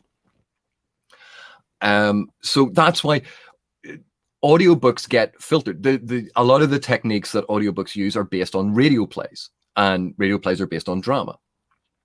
And that is a different way of doing things. And narratives that are created particularly to play to the strengths of prose and the strengths of writing and literature do not necessarily play to the strengths of audio drama. Yeah. It's very... you mentioned before the podcast talking about World War Z, which is a written narrative, right? And it's a fantastic audiobook. I mean, I really enjoyed that because the narrative, because it is mimicking human speech, it's mimicking series of interviews and transcripts of interviews. It works so well as audio because it's naturally doing that. Yeah. It is the perfect text for this. And other stories, and again, it's one of the strengths of a lot of the show, tell, don't show style of writing. They quite often work better as audiobooks than a show, don't tell style of writing, because it's much more about telling you the story and engaging you in that storytelling mode that humans have been enjoying for, the entirety of our existence. Yeah, it's very true. Darren, thank you for the 10 spot. He said, this is so good. Great seeing you guys together. Thank you so much, Darren. I appreciate it. I'm having a blast. I'm learning so much. I think this is a fascinating conversation. To be clear, AP does not hate audiobooks, it turns out. He just feels like the experience between a written word and an audiobook can lead to two very different experiences, which I think makes a lot of sense. And he's not saying one's better than the other. He's not saying that at all.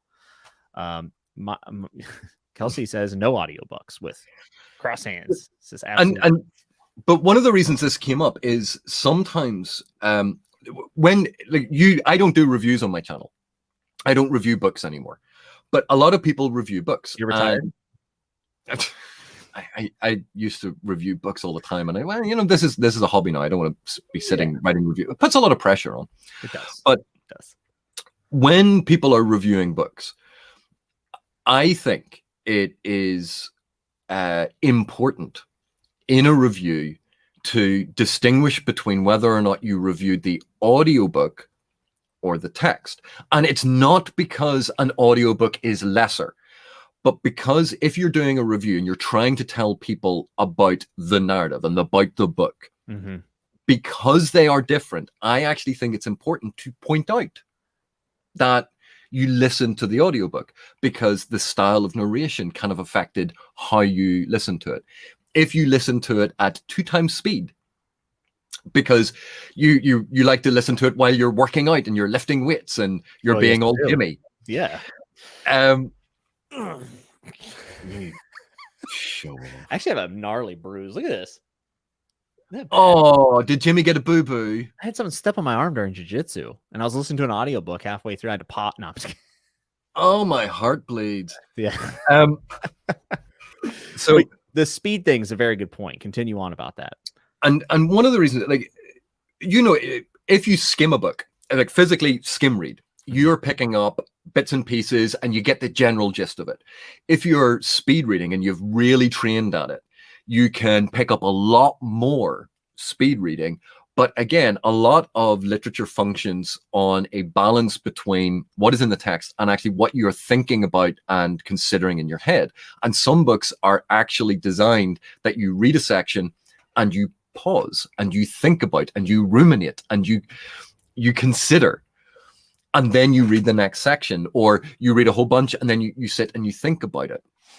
And that doesn't fit with I'm powering through to find out what happens, because that is for a very narrative-driven, narrative-focused, looking at events and not necessarily looking at all of the other elements. You're picking up factual information from the text and not necessarily picking a...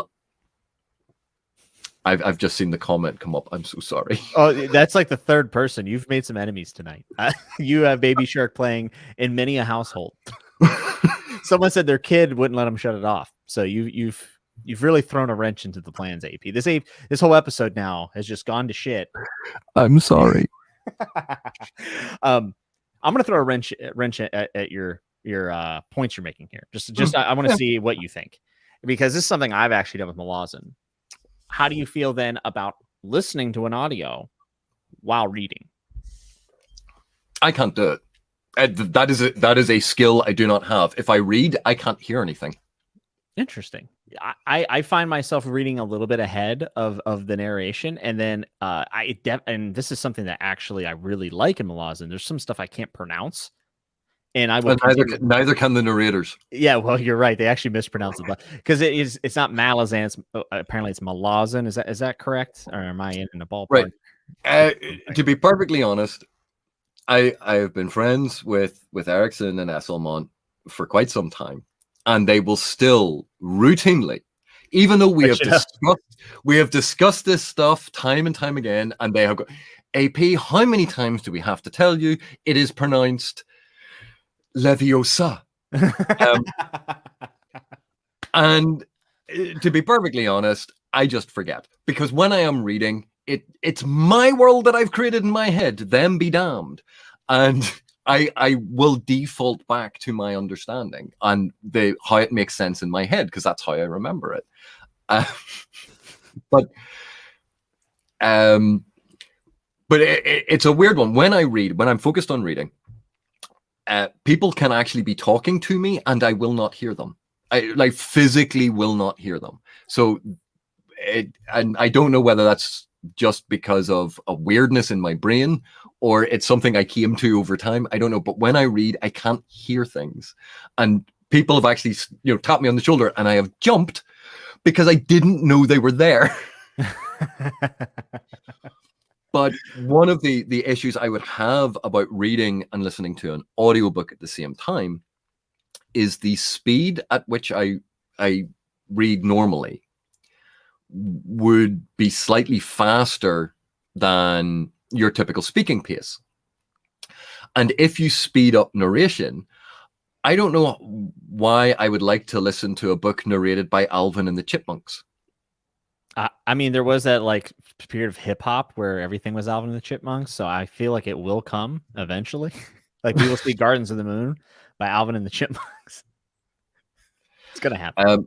And I watch film, television shows, YouTube videos. I always watch with the subtitles on. Yeah, I mean, so for me, I feel like subtitles, I struggle with them. I really do. Maybe not so much anymore. I haven't tried it in a while. I need to watch Parasite. Is that what it's called? I always forget. It's the movie that won the Oscar. I think it was Parasite.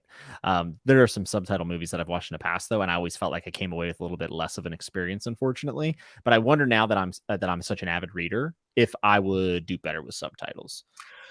I'll tell you a weird thing. Watching a film with subtitles, sometimes in my memory, I think it didn't have subtitles and was actually in English. Crouching Tiger, Hidden Dragon, I saw in the cinema. And when I think about it now, it's either I think I understood the Mandarin, or it was in English, because that's what it is in my head, because it was subtitled. But as I was reading it, I was taking in what was being said in that and just mapping it onto them. And it was just very weird. It's very interesting. I mean, I definitely think it changes the experience, right, of a subtitle. Because I've watched a good subtitle movie that I really enjoyed. I can think of a few that were really messed up. Do you know what's interesting? On now that there are so many different streaming services where they have foreign movies, if you listen to the dub, but also the English dub, but also have the English subtitles on, does it match? No, they very rarely match. That's interesting. It sometimes it gives you such interesting insight into how it's been changed or how it's been simplified, or because one will usually be a more accurate translation of what is said, and the other is been changed to simplify it to blah blah blah, and so you get these slightly parallel narratives, and you suddenly pick up clues, or you see how a scene has been completely changed. It's absolutely fascinating. It's a lot of fun. Yeah. I know the Dark television show on Netflix that was considered very good. People said that the American dub or the English dub was actually not the way to go, because you actually missed very important context if you didn't read the subtitles. And I thought that was really interesting when I heard that. And that's another show that has subtitles that I really need to get to, but I put it off because it has subtitles. And I know that makes me an idiot, but it's just something I got to get by, But everyone has preferences. Why be down on yourself because you don't enjoy watching subtitle films? You go or subtitle TV. Why be down on yourself? It's not something you enjoy. Yeah, I think I mean, you're definitely right. I feel as if I would be missing out on things that are really amazing if I can't just get myself to be acclimated. It's kind of like when people say I don't like reading, and you're like, But if you just get into it a little bit, like think of how much it can change you, you know, and I'm not necessarily saying, you know, like a Serbian film is going to change my life whenever I watch it. But it could, right? It could. So I guess for me, it's more of a, like, I want to give it a college try. I want to give it the good old college try and see where I end up with it rather than just writing it off. You know what I mean? It's kind of like first person perspective. Like I always said, I didn't like it. Truth of the matter was, I only read one story in it, like in 8th grade. You know, but those are the things that was the no more. The one book is everything in the genre. It's we do that a lot, right? We take an anecdotal experience and we then attach a dogmatic, approach to it. For instance, I used to hate sauerkraut, and I had it once as a kid, didn't like it. I didn't try it ever again. I must have had some, and I love sauerkraut now. And I'm just like, man, I was so dogmatic about that. Like people would mention, I'd be like, I can't believe you'd eat that, you know? So I guess it's kind of like with the subtitles thing. It's like, I haven't tried it in so many years. I probably need to give it another go and see if it clicks with me again. But you're also right. There's nothing wrong with disliking it. If I do dislike it. But on that subject of there are certain things that I hated as a kid, but my family always had that you have to try it. And they would roll around again like a year or 2 or 3 years later. You still have to, but I didn't like it last time. Yeah, but your taste buds change, your palate changes. And so it became almost a rule for me that things that I thought I didn't like, at least once every 2 years, I would go, no, I'm going to try it. Yeah. Just to see, has it changed? Because, you know, you might as well experiment. Yeah, there's tons of things I've changed. My taste buds have changed much since I was a young kid. I think the thing I hated the most when I was a kid was myself, you know what I mean? And that still hasn't changed, which is so weird. You need a bit of self-love, but not on camera, because that would get you demonetized.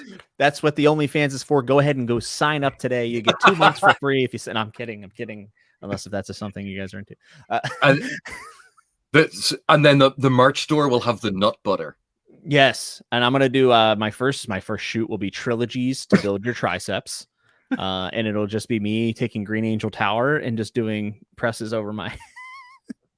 Darren with the 5 spot. Darren, thank you so much. You're so generous, man. I really appreciate you. He asked us AP. He says, YouTube, what are a few of your favorite series you don't think get enough praise on YouTube? AP, I'll let you go first. Well, I mean, again, my experience of what is on YouTube of people discussing books and things is really limited. I only started looking at this stuff this year. So I don't know a lot of this, but I know there are entire channels devoted to all of Tolkien's extended works. There are entire channels where they look at the Wheel of Time in excruciating detail. There are, Brandon Sanderson sort of channels and focused on the Cosmere stuff. And you go, yeah. So I don't know what is out there. And certainly because the read through that I'm doing with Philip Chase is on Malazan, but the only ones that I'm really keeping up with in any way are Malazan focused ones, because I want to see what people struggle with or what people like about it, because it might be something I can work into a video. If people are struggling with an aspect, to go, yeah, actually that raises an interesting point. Let's talk about it. So I don't know what is currently out there, but I know like David Gemmell is one of those authors that was so formative to me when I was reading fantasy as a teenager. Weirdly enough, there was someone mentioned today. It's the first fantasy book I remember buying for myself and reading. So it's not the first fantasy book I remember sort of reading. There are some that I go, oh yeah, but haven't I always known that? Clearly I read it at some point. But the first one I remember buying with my own money and reading was Ed Greenwood's Spellfire, which is one of the Forgotten Realms novels. And Forgotten Realms and the Dragonlance books, particularly the Margaret Weiss and Tracy Hickman books, but Ed Greenwood's Spellfire. And if you read it now I read it, what was I, 9-10 years old. It blew my mind. It blew my tiny little kid brain. Developing mind. Because what it showed me, because looking at it now, characterization was pretty awful. The plotting's all over structurally. It doesn't hold up as really good fiction. But what it showed me was that what a world could do these knights who weren't all paladins. They weren't all virtuous and, oh yes, thee and thou and blah blah blah. It wasn't that stereotypical knight. Right. They were called the Knights of Mithranor, and one of them was drunk all the time. One of them was a thief. They had fun. They joked with each other. There were elements of it that were slightly more grown up. It had an undead dragon in it. The fact that in fantasy, so the concept, this is the first time I came across the concept of an undead dragon, a Dracolich. And you go, wow. And I went, I want more of this. Yeah. It blew me away. Ed Greenwood's Spellfire. And, you know, I was 9. I was obviously very discerning. Well, Alan says, did you read Crown of Fire, the sequel? Yeah. He said, yeah. We're gonna force AP into a dark place here. I didn't read it when it came out. I read it much later on, which was a mistake. Oh man. So you would say maybe these things are some of the things you would like to see people talking about? Well, the impact of role-playing games on fantasy, how it changes the paradigm. How David Gemmel's work, he did some really interesting stuff. I'd love to see people talking about it, to actually delve into what it was he was doing in the text. Robert E. Hard, so important to the genre, and yet so few people. They kind of remember Conan the Barbarian, the films with Arnold Schwarzenegger, rather than Robert E. Hard's actual short stories. Yeah, and Conan the film character is very different to Conan in the stories, and some of them are bad, but some of them are really good. Looking at like Glenn Cook, Matthew Stover is a good one. Also, like Carl Wagner is there. I know there's been more interest in Robin Hobb, which is fantastic. I'm trying, man. But there are a lot of older text. It may be a misapprehension on my part. I could be entirely wrong about this. I might have misconstrued it, but I think a lot of booktube seems to focus on the new thing coming out. This is the next big thing. This is the new hotness. Daniel Abram, the Long Price Quartet, absolutely fantastic. Oh man, Alan is going to lose his mind because this is my pick, by the way. Is Daniel Seth Dickinson's Baruch Cormoran books, they're brilliant. But I think so much of booktube is and it is unkind, and I'm sure there are a lot of people who don't do this, but about the consumption of, here's what I bought this month. I've read 10 books this month, and I'm going to read 10 books the next month, and here's the next 10 that you have to read. All about just powering through them to get through them as quickly as possible, instead of appreciating and taking your time to actually enjoy them. And I know for some people, reading it and consuming it and moving on to the next one is how they enjoy it. Absolutely their right to do so. But I'm old school literary academic type who likes to take time to peel back the layers of a text and enjoy the text. Yeah, I think so. For me, it depends on the series, right? I am very much someone, I like getting through stuff. I enjoy it. I know that there are series where if I don't take my time, and taking time is relative, by the way, but if I don't take my time, I'm not going to appreciate it as much, right? If you go look back at my channel, pretty much this whole year has been Realm of the Elderlings. I did Dark Tower as well, and some other stuff that I thought was a little bit lighter. But like my main read this year was Realm of the Elderlings, and I liked the fact that I took time to focus on it. I really enjoyed that. Malazan is obviously what I'm trying to get through now, while still tackling other things. I think a lot of people do the new releases. I think they do what's kind of hot now, and for good reason, right? I mean, that's exciting stuff, right? But there is something special about whenever a channel or whoever, a reviewer, is doing a series and really diving into it. Like that's what I really love. I really enjoyed doing it with Tad Williams, Memory, Sorrow, and Thorn. Had an absolute blast. I think it took me a month to read through Two Green Angel Tower because it's the biggest fantasy book ever published. At least it was. I don't know if it still is. But I think Sanderson has overtaken it in terms of page and word count. Yeah, if not, it's damn near close, right? But that took me like a month to read, and then I made a couple lore videos. Like I had got engrossed in that experience, and there's been so many times where like I've thought about my channel, and I don't know why we're going down this road, but I've actually considered doing like just maybe a handful of series on the channel, and I just dive into those over and over and over and over. But there is something fun about trying to find that next high, trying to get that next hit. There is something about that. And my whole channel was based around trying to find the next A Song of Ice and Fire for myself, because that's my favorite. And thank God, I continued to pile through things because I ended up finding Realm of the Elderlings. And that is very much like, a top 3 series for me now, as well as Memory, Sorrow, and Thorn. Yeah, but it's like when I finished doing the Malazan read through with Philip, the next big one I'm going to do is Johnny Wirt's epic fantasy series, because I have never read it. I've read some of Johnny Wirt's books.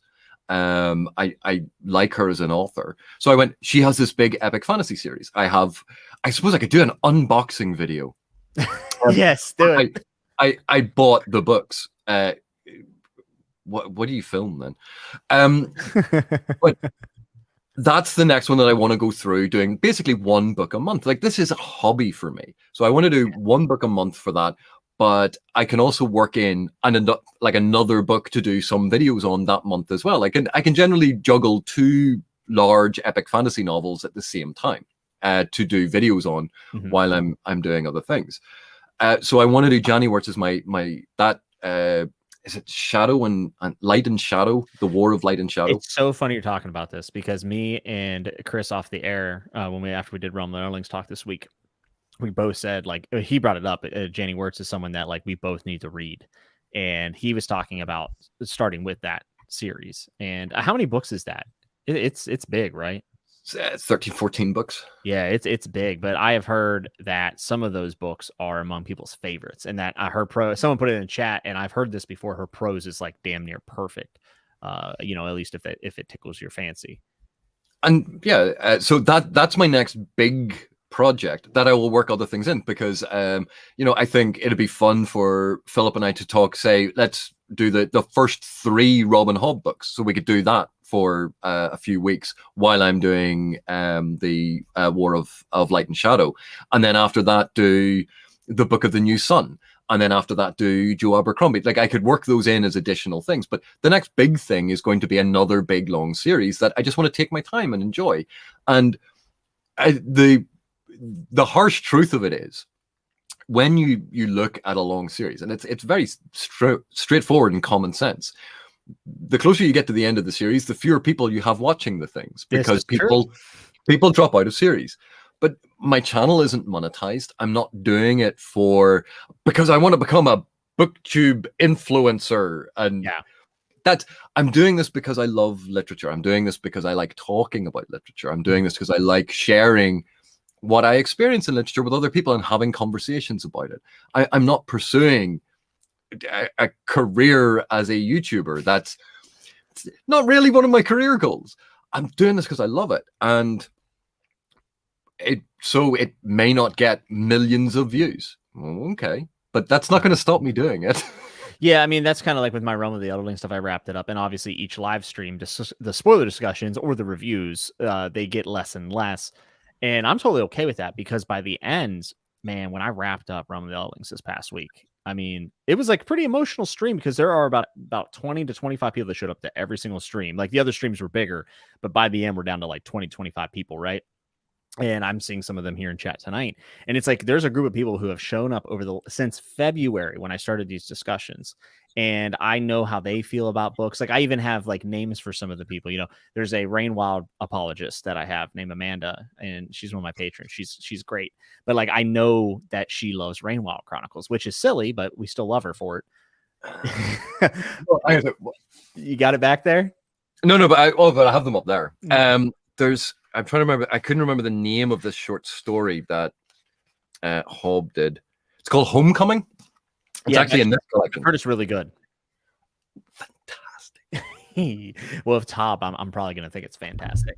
But you know, those smaller audiences are still some of my favorite. Like it really felt like a community of people who have been through these experiences that want to share it again with me as I make my first time through. And now I hope that people who are making their first time through get to go back and watch those. And I don't know. I think it's like kind of special. I really love it.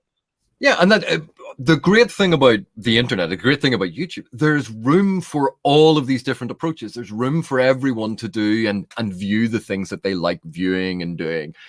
There's room for everyone. There's not one way to do things, and this is what works for me, and it's what I want to do. And I'll be happy. I have 2,500 subscribers, and I honestly thought that I would max out at 500. Oh, I thought the ceiling for me was like when I hit 1,000, I was like, what is going on? So I already have 5 times the number of people subscribed to my channel than I thought I would get at the end of the year. And that to me is incredible. And I know a lot of those people are turning up specifically just for Malaz and stuff. And you go, you know what? I am so glad that they're coming in. I really appreciate their support. I love talking to them in the comments. It's a brilliant, amazing, fantastic experience. And I know as soon as I start doing a different book series, they'll all disappear. And you go, and I'm okay with that because hopefully I'll get to meet a whole bunch of other people. Yeah. Yeah, and for me, it's all about the connections. And I love what Benjamin said. He said, even a video just gets a few hundred views. Imagine talking to them in a huge lecture hall would seem like a massive audience. And then Chris, I don't need to imagine that. I've done it. Yeah, so yeah, that's your forte, right? Chris Bookish Cauldron, who's had a channel for a long time, has said, I've found over the years of having a channel is that as long as you are genuine and enthusiastic about what you read, people will join in, even if it's not the newest or latest thing. I have made no qualms with the fact that I don't see this ever being a career. And honestly, I like my career that I'm in. And this, like you said, this is very much passion for me. This is, I don't even want to use the word I guess it is a hobby, but when people hear hobbies, they think silly or non-committal. I'm very committed to this. You know, I spend a lot of time of my week doing this. And I think about, the people that are going to be watching. Am I going to do a good job of representing my experiences with the book? I'm trying to do a better job of actually just explaining what a book is and letting it be a little bit more of like, this is what you get, and then giving my experience. It's actually partially thanks to you in your video about how we review books. But I love this, man. I never thought I would have, you know, thousands of people watching my channel. To me, it's insane, but I think I would still be doing it even if I had a couple hundred. And it's just because I love it. And well, for me, a lot of this was, again, remember my story about being at university for so long and spending all that time. Yeah. I had access to audiences and people to talk to about books, to talk about the things that we love, that you had that entire culture and society to exchange ideas and have these conversations. And then when I left that situation and, you know, got a normal job, you don't have that same opportunity. So this is filling part of that need to talk to people about the things that I love. And that's why I love it. That's why I do it. Yeah. And everyone, if you have not subscribed to AP's channel, I mean, literally it's such good listening. I love it. Sometimes when I'm at work and I'm coding, I'll literally just turn on your channel and I'm always learning, and it just feels natural and it flows very well. You do everything in like one take and it's very impressive. I mean, you're very well spoken. It's not a surprise to me that you essentially have talked for a living. That doesn't surprise me because you're very good at it. But you know why I do it in one take? I still haven't figured out editing. I haven't figured out video editing. I'm getting slightly better at it, but I got a program. I know how to take the start off. I know how to take the end off to try and so you don't have that awkward thing of me going, right, now that I've finished, where's the button to end? There we go. I can end the recording. I can cut that bit out. But you see, trying to manipulate the middle of it, I haven't quite gotten around to that. So it's either learn how to video edit or, you know what, just do it in one take. A one take is impressive, and I like it. I find that kind of material it's easier to listen to for some reason for myself. I used to be a little bit more of a one take person, and now I do multiple cuts. But usually that's because I'm filming in batches, and it's very hard to keep my mind straight whenever I'm doing it. But I always appreciate the long form content, and especially whenever it's done in one take. I saw somebody in chat, AP. They want to know what you feel about Book of the New Sun, and it's something that you've brought up multiple times. I've seen in chat. It's actually something I just purchased, and it's something I want to get to possibly after Malazan because I don't know if I want to stack my brain that much. My wife got me the Folio Society editions. Oh, those are beautiful. But I also have actual reading copies up there. So tell us about it. I mean, why is it special? What I assume you enjoy it if you have the Folio Society editions. Yeah. Give us the sales pitch on it. Well, no, I'm not going to do that because I'm going to do a whole series of videos on it. Oh, okay, fair enough. But one of the things that I like about Gene Wolfe's writing, Gene Wolfe is a complex writer. Book of the New Sun plays around with unreliable narration, and it plays around with deliberate unreliable narration. And it is so fascinating when a narrator is lying to you, when a narrator is deliberately misrepresenting things, but the context clues are still within the text. It is masterfully done, and it ties into a lot of the overlap between science fiction and fantasy as genres and concepts. Mm-hmm. And so there's a lot of that crossover element, and the prose is just so exquisitely realized in places. Like, it really is a stunning achievement. Gene Wolfe was a stunning writer. And if you notice, none of that is about the plot, the narrative arc, or any of it, because that's not something that I think is the main selling point. The main selling point is experiencing the narrative, diving in and immersing yourself in that world, mm-hmm. and being surrounded by it, and trying to pick up on the fact that you're unmoored in this destabilized narrative that you're trying to find your way. It is absolutely fantastic. Sounds like an experience is what it sounds like. And that's kind of how I felt about Darkness That Comes Before. I found myself like having trouble like wanting to not wanting to pick it up, but you ever have those days where you're like, I need to read, and then you don't get to it. But anytime I picked up the book and I started to get, and it's almost because I know I'm going to get lost. It's like why I don't play a lot of video games anymore. Like, I used to love playing RPGs all the time. I don't do that much anymore because it consumes me. So that's kind of how I felt when I was reading through The Darkness That Comes Before. That kind of sounds like when the Book of the New Sun is like, that's also how I feel about Malazan. Yeah, there are certain books that I read and I love because they are stories. There are certain books that I that I love and I read because it is an experience, mm-hmm. and that's what it means to me. And it's very difficult. It's a very personal thing. But like something like David Gemmell, I don't read David Gemmell because I go, right, I want to ascend to the next level of intellect and blah, blah, blah. But Gemmell hits you right in the archetypes, and he punches, there's gritty action in it, and he uses a lot of the tropes and established archetypes in fantasy. He uses them so well. And those stories work for me. But again, they're of a time and a place that modern sensibilities and modern cultural awareness, there are going to be some moments when you're reading a Gemmell book and you... Yeah, I'll be honest. The first, I read like the first... Time to change, my friend. Yeah, I read the first 60 pages of Legend, and there was two things where I immediately was like, oh, yikes, yikes. But again, it's one of these things. People go, right, I'm going to read it. Oh, that is absolutely terrible. I'll never read it. You have to remember, it is written in a time and place.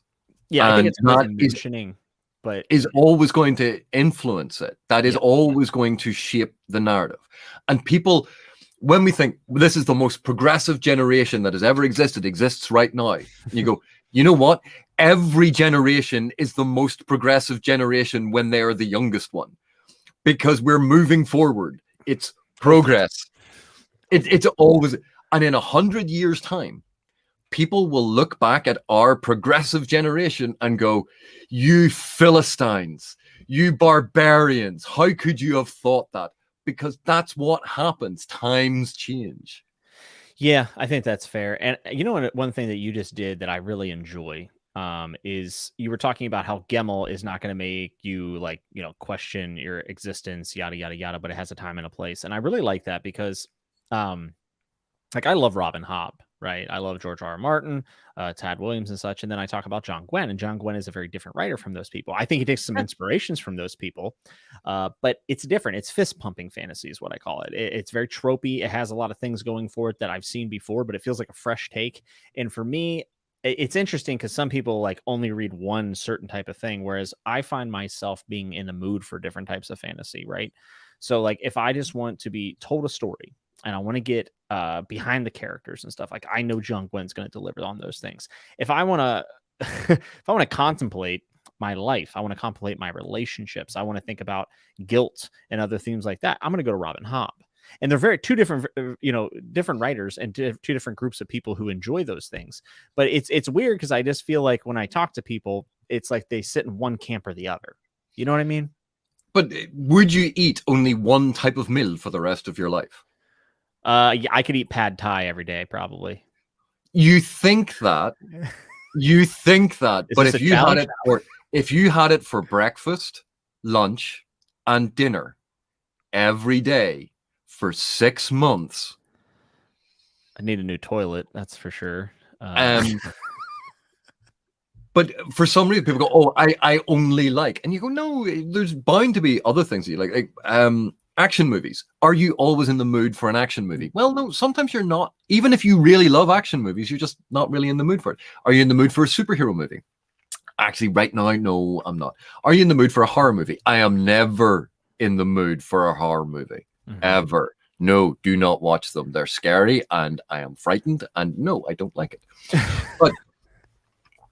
But when we watch films, we might have a main type that we like. We might have one sort of genre of films that we know if that film comes up, I'm probably going to like it because it's going to hit the high notes. Yeah, we fall back on it. But it doesn't mean that you dislike all other types of film. And it's exactly the same thing with books. There are lots of books that I don't consider particularly well written, that I don't think of them as great works of literature. But I still really enjoy them. And if the intention of that author was to write a story that is going to hold my attention, is going to engage me in the story that they're telling and make me enjoy it, then they bloody succeeded. Yeah. And it doesn't matter if it's going to score highly on the literature scale. It is doing what it is meant to do, which is hold my attention, entertain me, engage me, and let me enjoy it. Yeah. And I'm obviously, you can see behind me, I have a lot of epic fantasy. That's the style of fantasy that I genuinely is my first preference, is my flavor. But I did my master's in science fiction. I read other types of fantasy. Like I read other things. And also, when I was teaching literature, you have to 18th century literature, 19th century literature, early 20th century literature, Anglo-Irish literature, or Irish literature and English, as it is slightly more politically correctly known now. But a wide breadth of that stuff. And then when I was studying, my undergrad and stuff like that, where you had to do like Elizabethan and Georgian and all of these different Jacobean tragedy versus Shakespearean tragedy, and looking at the difference between those, experiencing all different types of narrative because they're fun. Yeah, they are fun. And I'm also that way with films, where like Rotten Tomatoes is going to give certain movies like a 20% just because it's a horror movie, and I love horror movies. That's something I grew up on. It's very nostalgia driven for me. I grew up watching campy like B horrors. Just Jimmy, let me stop you there. Let me stop you there. All right, you're wrong. Horror movies are bad. No one should ever watch them. They're scary, and no one should. Jimmy, you're just wrong. I'm sorry. Interview ended. It won't be the first time I'm wrong. I've sent AP off.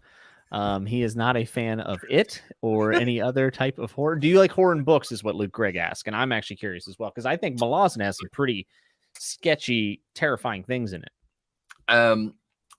So when I was younger, one of my elder siblings liked horror. They had a lot of horror. They at the time had quite a few horror books. So I read a lot of Stephen King and James Herbert, and I can't remember, there was another author as well. And they had quite a lot of those books. I read a lot of those as a teenager, which is why I don't read them now. Oh, thank you very much. Yeah, thank you, But Amanda. I I genuinely don't enjoy reading horror. Hmm.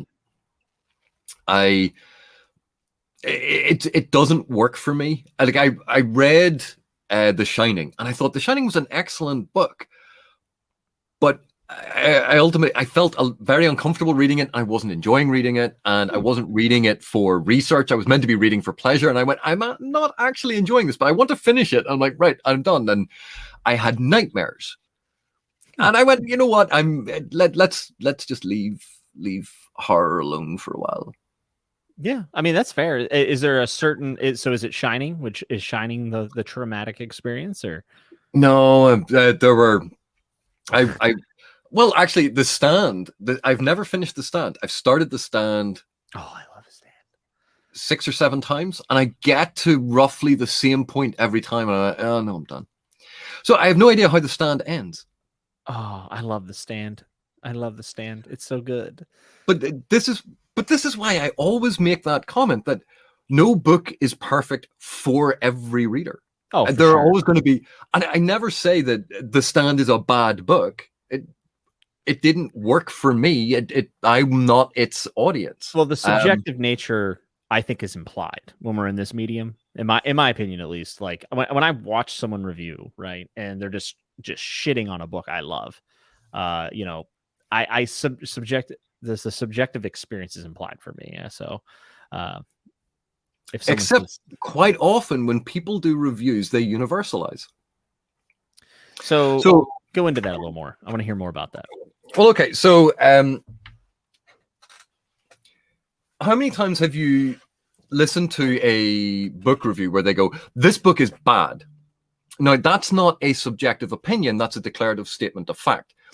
Any reader who reads this is not going to enjoy it. They have generalized and universalized their own opinion about their experience. None of that is based on anything they've discussed thus far. The characterization is bad. How is it bad? Show me an example of how it is bad. How are you defining characterization? How are you doing these things? Yeah. The prose is bad. It's badly written. And they will take one short excerpt and you go, well, right, but is that the style? What style of prose is it? Poetic? Is it lyrical? Is it show don't tell? Is it tell don't show? Is it direct characterization, indirect characterization? Mm-hmm. Tell me the things that are in the book. Right. Yeah. And it's not. It's all about how they feel about it. And that's absolutely within their right to do it that way. The reading experience is very, very powerful. But how you communicate that reading experience can be very, very important. Because I can look at Harry Potter. I do not like Harry Potter. I read Harry Potter as an adult. I don't have the nostalgia factor and the rose-tinted glasses of having read it as a child and growing up. The same way that I have with, say, Gemmell and Ed Greenwood and the Forgotten Realms stuff. Those are my nostalgia reads. But Harry Potter, I read as an adult and I didn't like it. And I could go into a whole rant about it, but I don't. I don't criticize Harry Potter because of my own personal preference, because my own personal preference has nothing whatsoever to do with whether or not you are going to enjoy it. But I can talk about aspects of it that I disliked, but I can frame it in a way that is non-pejorative, that I present an analysis of those things. Right. And then I can, at the end of it, say, and that's why I didn't like it, because I didn't enjoy when it did this thing. But you frame it and give a breakdown of it before your reading experience. Well, yeah, and I like everything you're saying here because, for instance, in Rainwalk Chronicles, Robin Hobb, I did not like a majority of that quartet because I don't really like love triangles. And I said this book has a love triangle. It is a bias I have against it, and this is one of the reasons why I had a worse experience here than I did with her other stuff, right? And I think also on the flip side of that, it's very important to also justify why you might think something is amazing, right? Like it's very easy to say the characters are amazing. Moving on, well, the characters are amazing because of the relationships that were built through book one, and then in book two, we saw those change because of a decision that this character made. Yada yada yada. Right? I'm with you. I'll be honest with you. If I watch a reviewer, and even if I love them as a person, and they say this book's bad, I generally probably am not going to watch any more videos from that person. I think I actually got really close to that when I reviewed The Raven Tower by Ann Leckie, because I thought it was awful. And for very, very elementary reasons, I just thought it was boring. I thought it was boring as shit. And I even said, I said, this book for me just kind of sucked. And the reason why is because the main character is a rock, and I couldn't connect with the rock. I mean, not the rock, not the people's eyebrow, you know, la, la, la, la, none of that. Literally, can you smell what Ann Leckie is cooking? I could not smell what Ann Leckie was cooking because she was using limestones and a crow. It was terrible. But in that review, I remember I came out of it and I said, I can't do that again. And I didn't mean I can't do a negative review. I said, I can't be, that's not who I am. It is also not what I want to be about. And I do think that there is obviously a section of reviewers that know that inflammatory statements are going to get clicks and opinions and engagements. And I'm not interested in that.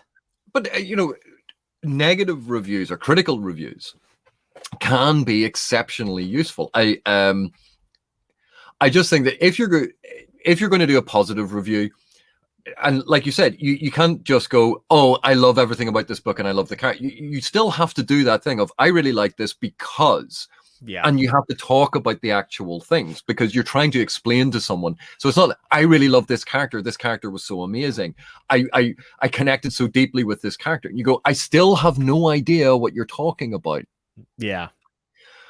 But the same with negative reviews. I hated that character. You know, it's exactly the same issue in both directions. It's all focused on the subjective reader experience rather than what is the book actually doing. One of my favorite film reviewers is a guy called Mark Kermode, and he has a very particular style. He will start out a review of a film with a short précis of the basic points of what the film is, what the setup is. Then he will go into specific aspects, and it will always be tailored to that narrative. So he might talk about the characterization because a lot of it is character focused, or he might be talking about how the action sequences were constructed and directed because it's an action movie that focused on that. He picks out the relevant aspects to discuss them and to evaluate them, and then at the end he typically recommends it for certain audiences, and he gives his opinion. It's not about saying to people, you can't give your opinion, but he gives his opinion at the end, but he has justified everything all the way down. And it's a very neat, useful structure. And one of the reasons why I really enjoy his reviews, number one, he has a PhD in film, and I think he specialized in horror film. So the second thing is he isn't prejudiced against genre. He's not a film critic who turns his nose up at genre films because they are genre.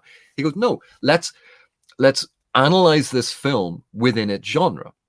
And he brings in that knowledge and that understanding and that awareness, and he situates it in context.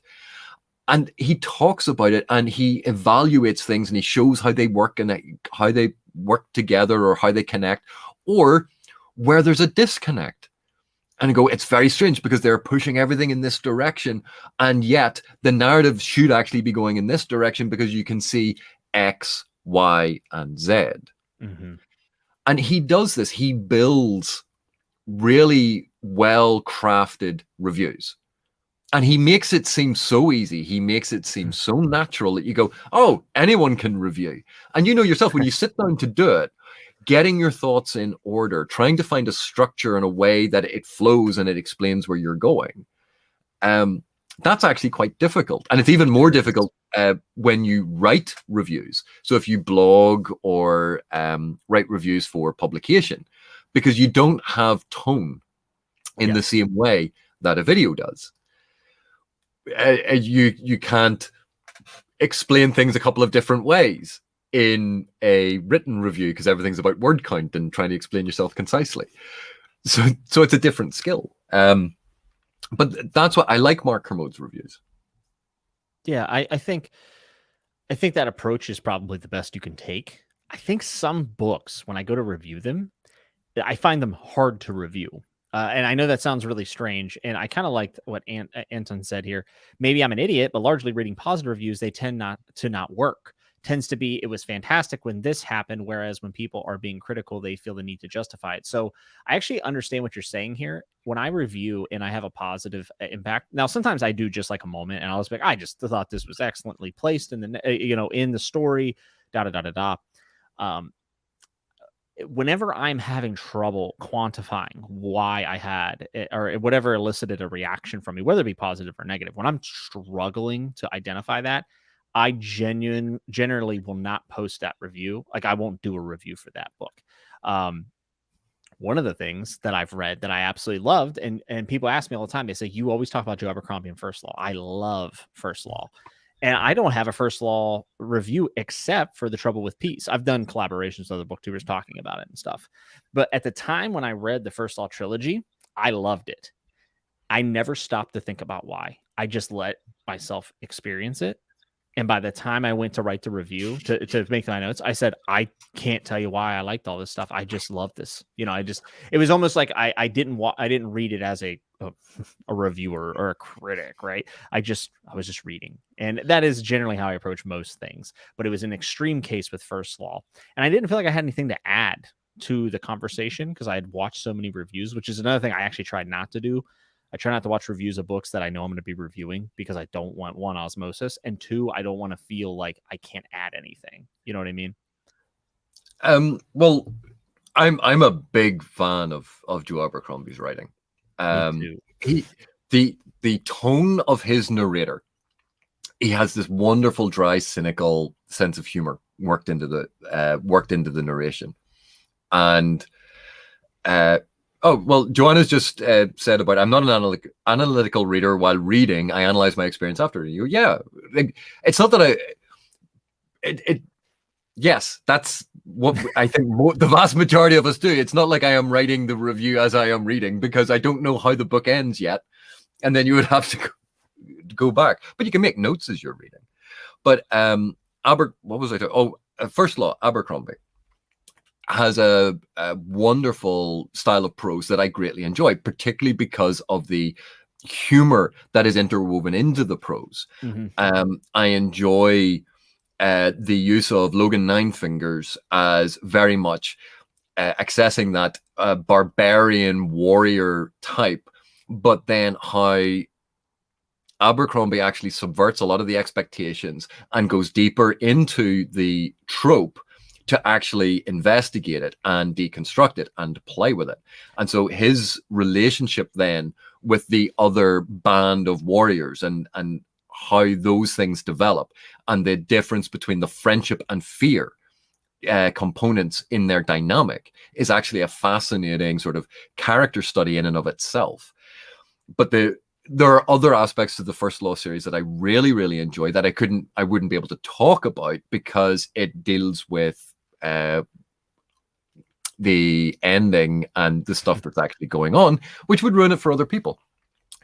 But I did a video on the opening prologue of the First Law, and I was breaking it down in terms of what was actually happening in the paragraph and what we see happening in terms of the tone and the style and what the technique is that Abercrombie is using. Because people will say when you're writing, if you want to get fast paced in your writing, you use shorter sentences with shorter words in it. So you have lots of little sentences because that speeds up the reader pace. And one of the things that Abercrombie does in that prologue is he uses a very long sentence with all of these subclauses, but it shows that everything is basically happening all in the same sentence. So it's compressing time to one sentence.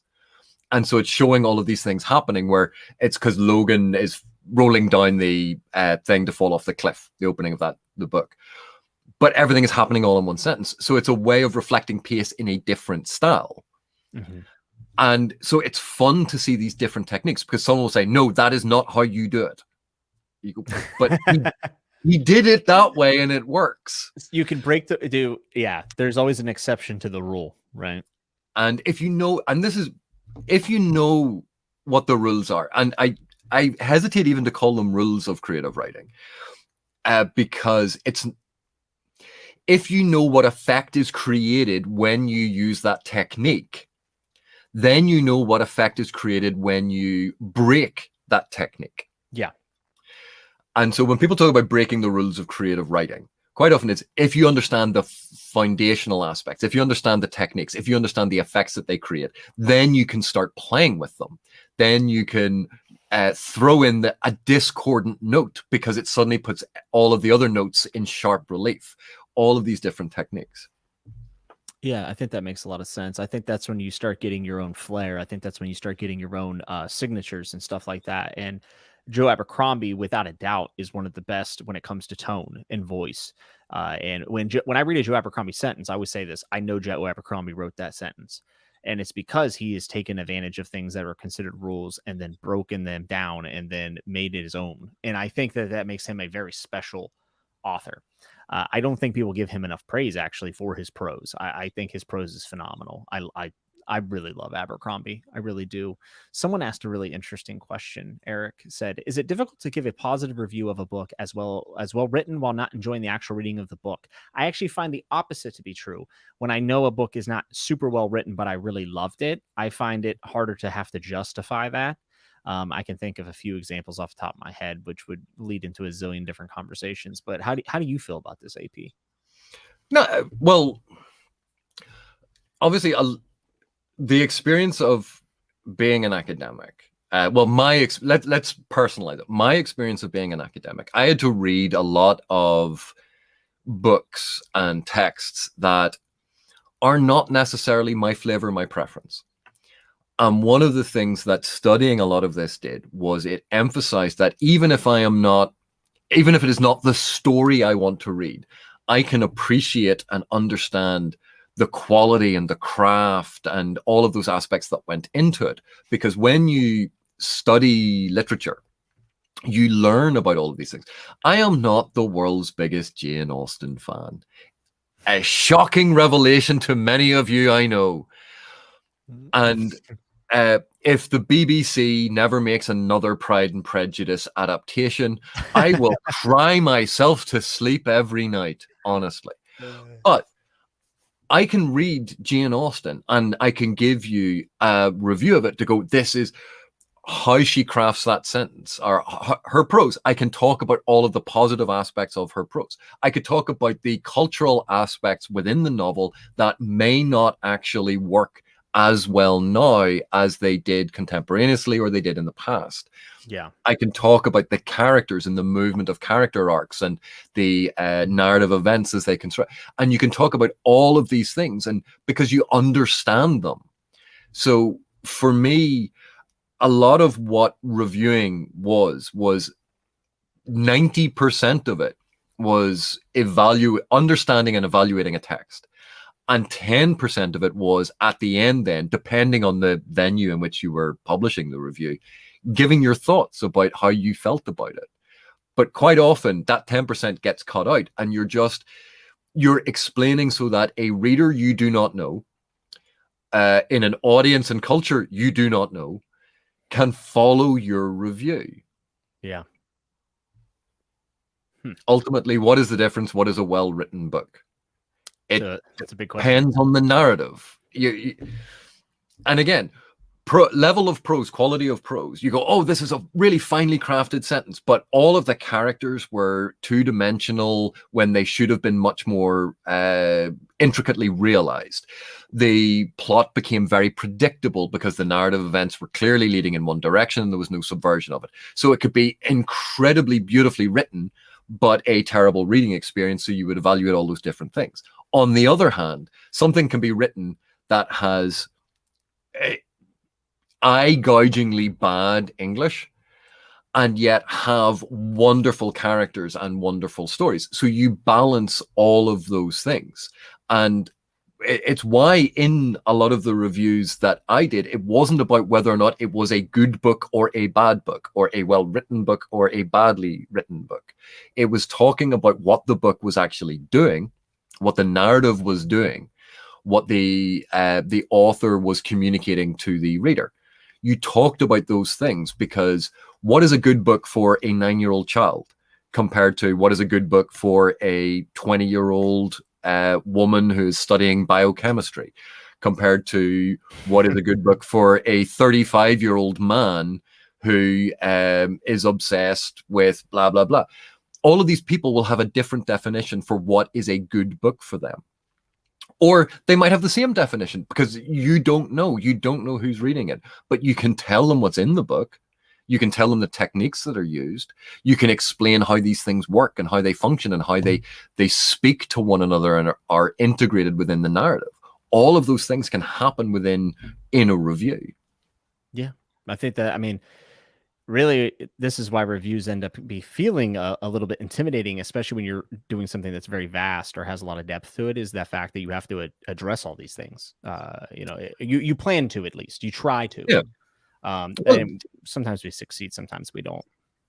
And that's the thing. I mean, reviews are obviously good. There's always a subjective element because what you feel is the important thing to communicate to the reader is based on your judgment. So yeah, absolutely. There is an element of subjectivity to it, but you can focus a lot on what a book is doing, particularly if you understand.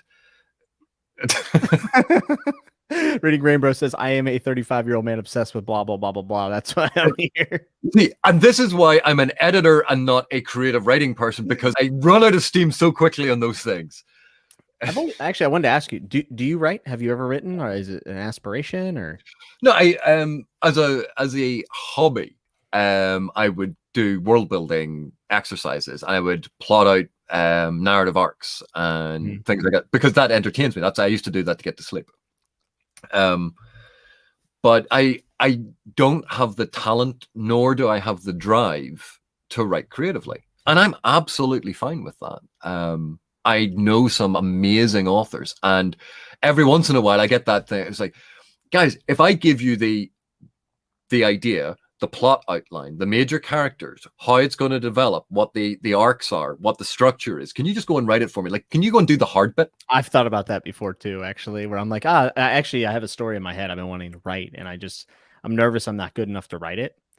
And it's very intimidating. And I almost wish I could just hand it to, a Stephen King or a Robin Hobb and be like, can you make this for me? Can you make this reality, please? Go and write my story for me because I know you're going to do a better job of it. And I really want to read someone good do it. Yeah, like OnlyFans, except they just post content that you get readers.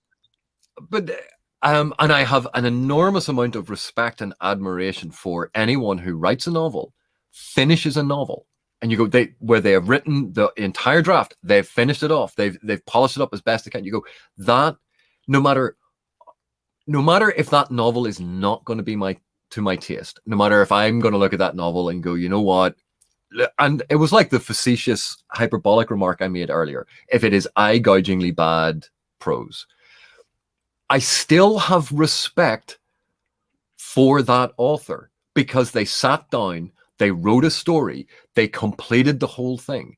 That still deserves respect. I mightn't like the work, but I still have to respect what they did, and I still have to respect the text, and I have to treat it as a text. It's one of the reasons why I don't do the Star Trek Discovery videos anymore, because I was getting more and more upset.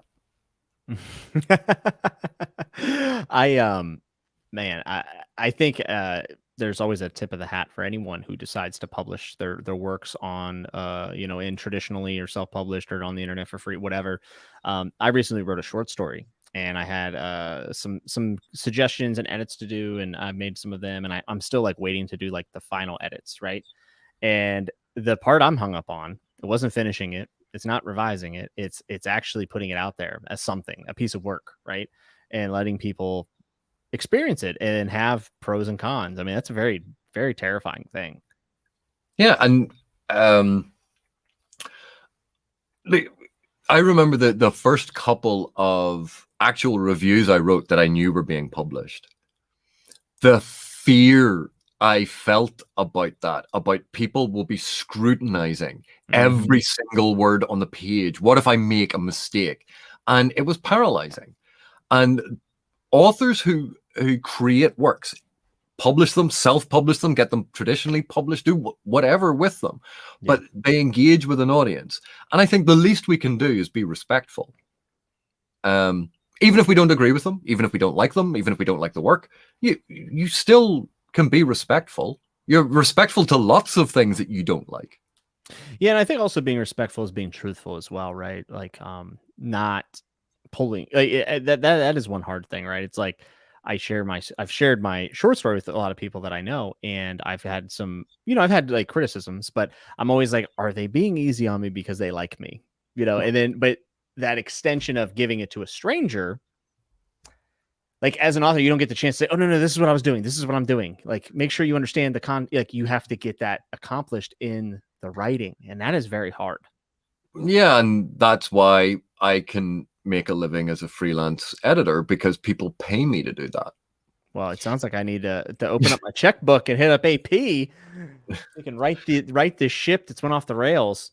But this is why editors have a job. And it depends on the type of editing you want and at this stage of the project that you're in. But this is why you pay editors. Well, they published a book. Doesn't that deserve some respect? They've already proven they've done something. Yeah, I think the earning of respect is then them putting in the effort and the time and then putting it out there. Yeah. Which obviously there can be a discussion about whether it's good or not. But I think the act of executing that and finishing, I'll say, like, I'm very hard or I'm not very good at finishing. I find it very hard. I am very much a starter. I will start many things, and once I get the no good. I missed it. I must have missed it. I said, I mean, I got AP busting up. I said, no reason. No reason. I'll have to watch it back. Now I need to know.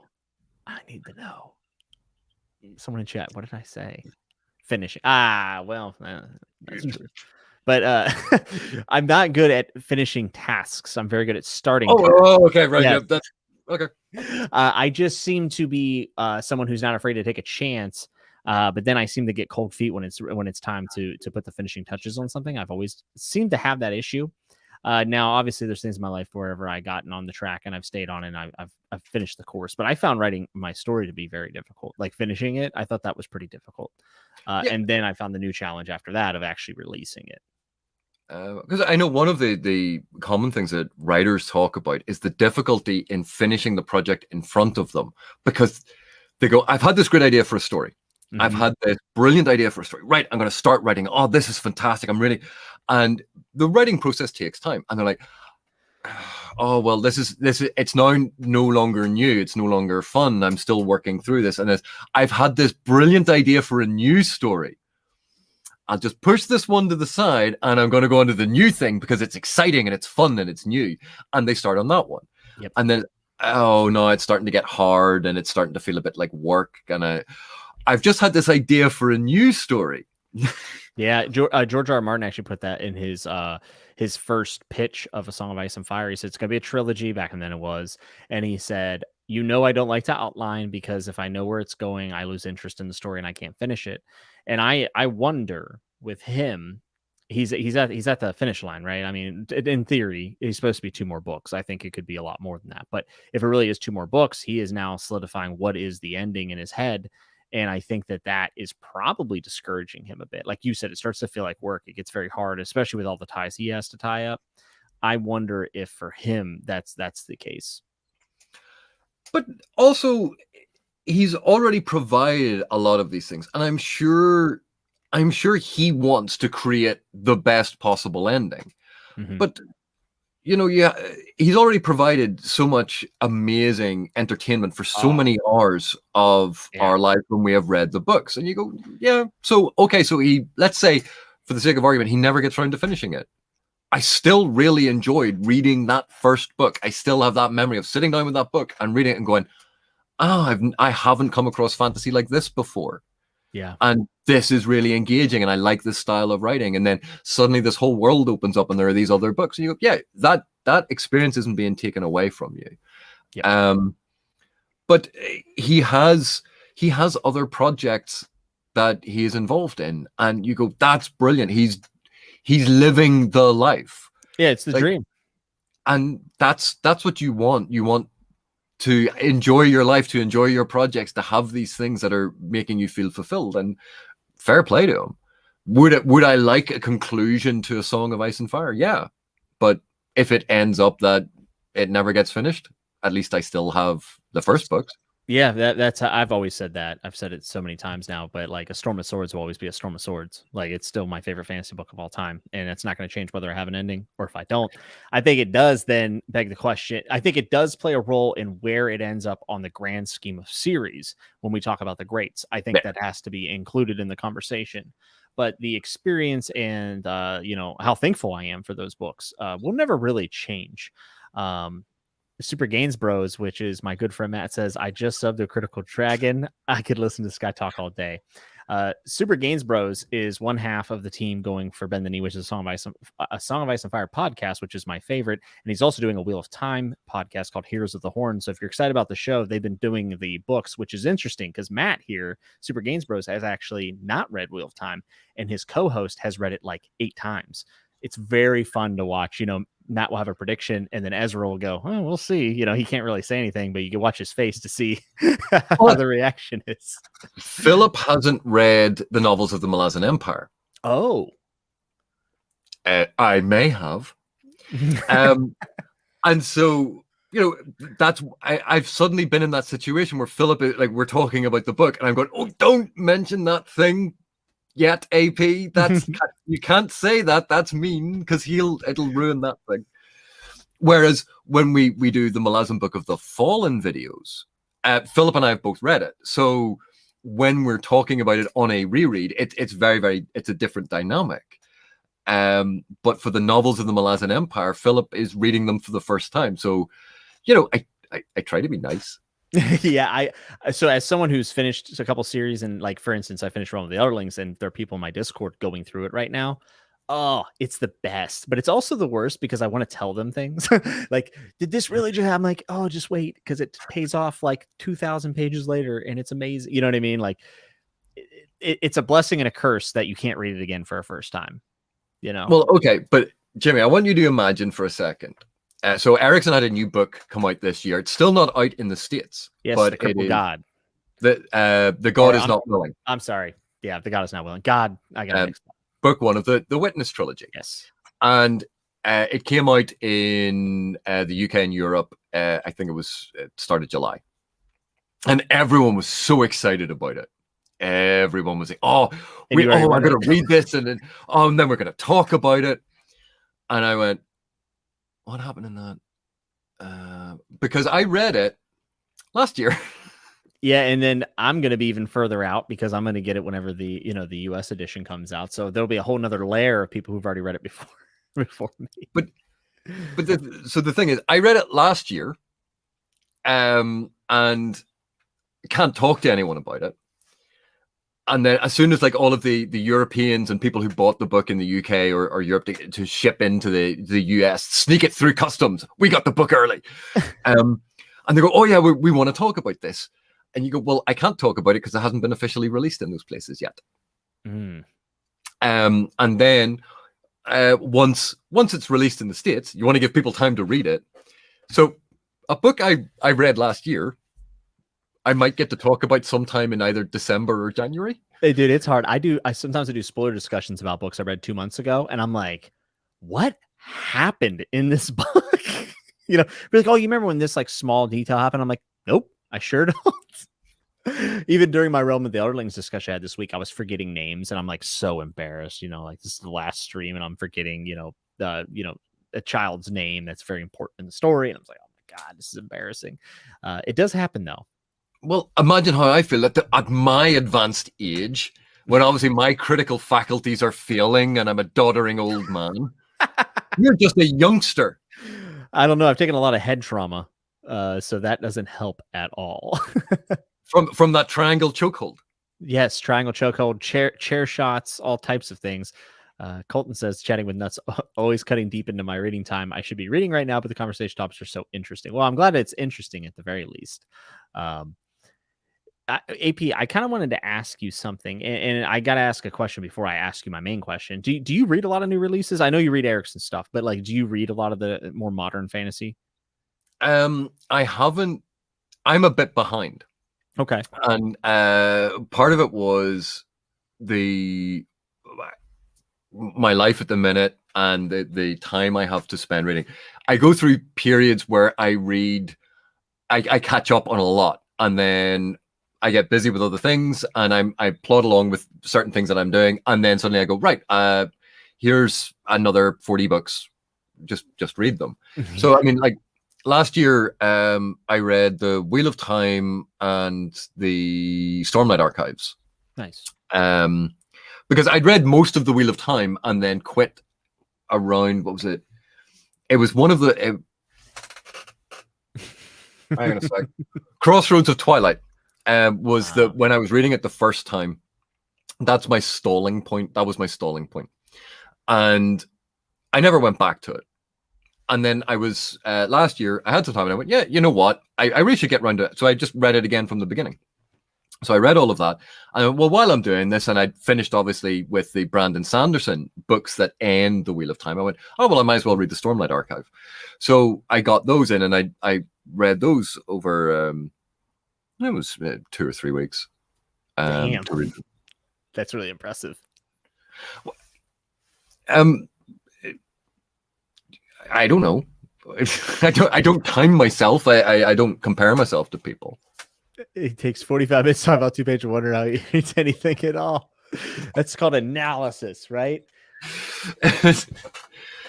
Well, it's actually in one of the videos, Erickson was making fun of me for being a really slow reader, and I'm going like, you can't say that. People will actually believe you.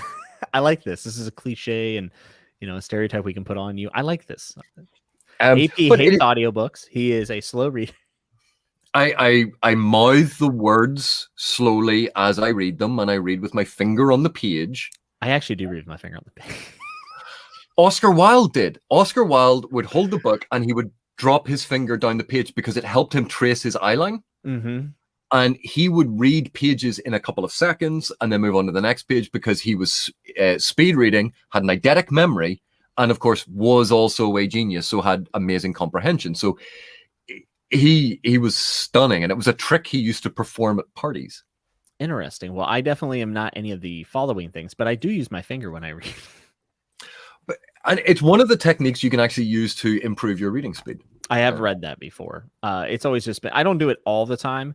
Malaz and I do it. If I feel like when I'm really trying to identify each word, which usually means I'm really liking a book, like Robin Hobb. If you have one of those wide bookmarks, so I was looking to see if I had one that was sitting around that wasn't already in a book marking something. Right, here's one. But if you have your bookmark and you put the bookmark across the text, so you're reading the sentence here, and you just drop the bookmark down, so you're starting doing it that way. It's effectively the same as the sort of the finger technique, but it helps by blocking out anything that's distracting your eye. And you can actually work on the speed of dropping it down the page. And as you sort of practice this, you get more and more used to doing it as a technique. And that can actually help you pick up your reading speed.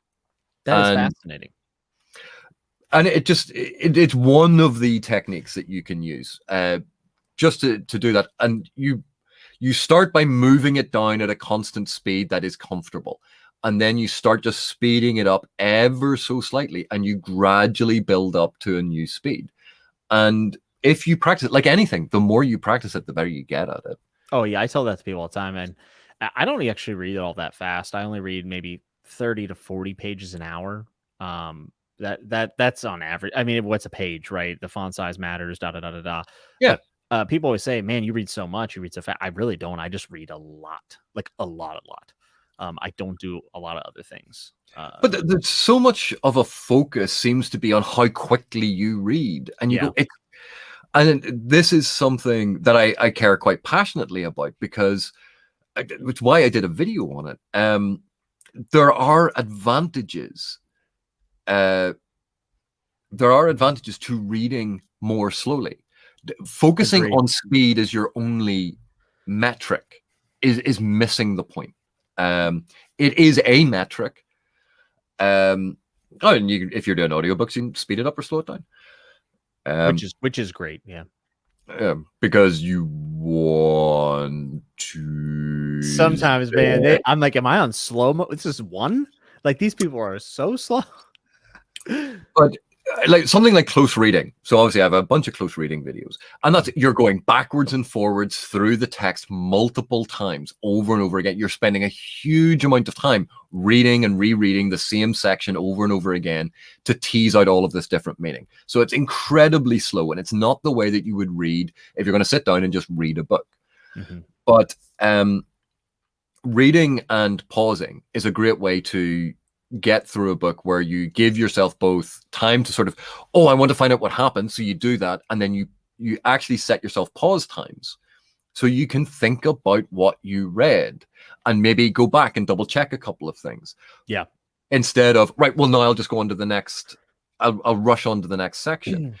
There are different ways of doing it. And reading speed is just one aspect of it, because understanding a text, engaging with it, is a different aspect that is also quite complex and can give you a huge amount of enjoyment. The way that I actually construct my reviews, so like my goal whenever I do a review on a book is like, I want to act like, because I want to talk to people about books, I want my review to be more of a conversation, even though the other person isn't talking back. So I try to make it more conversational. So what I have done is I actually do those pauses, and a lot of times I pause whenever something resonates with me, and I say, oh, I like that. And where I would like to turn and talk to someone about it. Right. And that's where I make my notes. That's where I start forming my review. So I don't necessarily review the book as I read it, but I take notes in that fashion. I say, oh man, this chapter right here, there was some really good dialogue that led to a lot of characterization. You know what I mean? Now, let me ask you a follow-up question. Do you write in the margins of your books? No, I don't, but I don't care if someone does. I mean, I know people who do. I don't care. It's whatever. What? You know people who do. Give me their names. Give me their names. Dr. Philip Chase does it all the time. I just made that up, but we can make that a thing. It has its place. I know why people do it. My wife does it. That's hard for you to admit.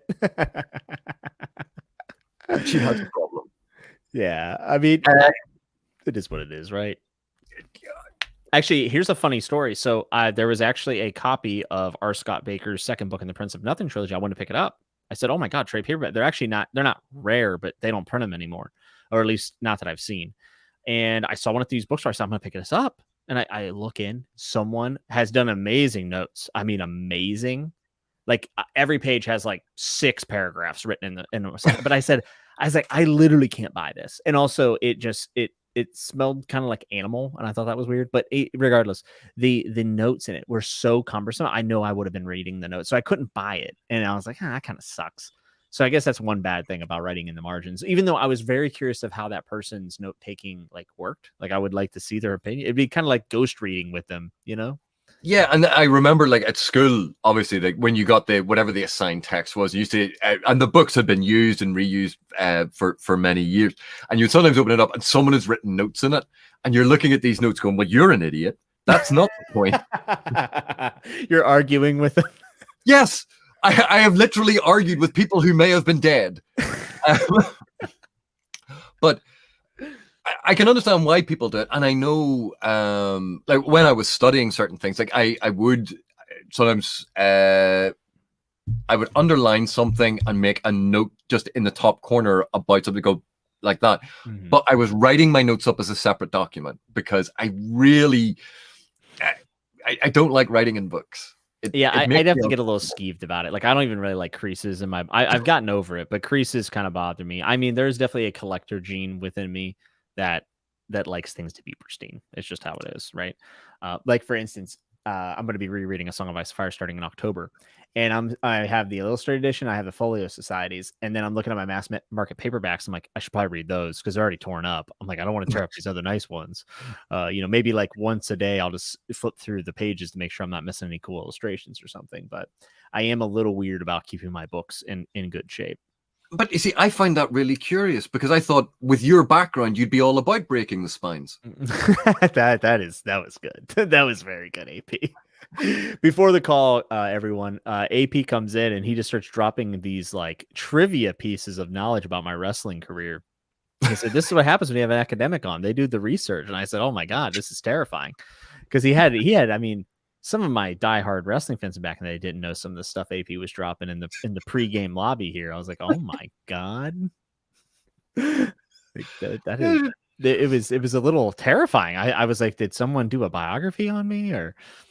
No, I'm your secret stalker. Apparently, you even had my weight and height when I started wrestling. You had my original tag team name, everything. I was like, damn, it was impressive. I asked you earlier about modern fantasy for a reason. I would like to know, as someone who has studied stories and studied narrative and all these things, specifically in fantasy, is there some trends that you have seen from the, I don't even want to say classics, but the older fantasy that we know and love, like such as the Gemmels, the George R. R. Martins, Robert Jordans, Tolkien, Donaldson, all these people? Are there trends? It's a two-part question. Trends that you enjoy that you're seeing that are changes for the good, and are there changes that you've seen from publication circles that you would deem to be negative? Right, I would need to think about this a little bit, but certainly one of the things that I've been really enjoying about the modern genre, and we're talking about the last 5 years. Jimmy, do you want to answer Philip's question? Why don't you tell everyone what my tag team name was? The Pocket Rockets. That's correct. Doesn't everyone know that? No. Sorry to interrupt. Continue. But one of the things I've been really enjoying is the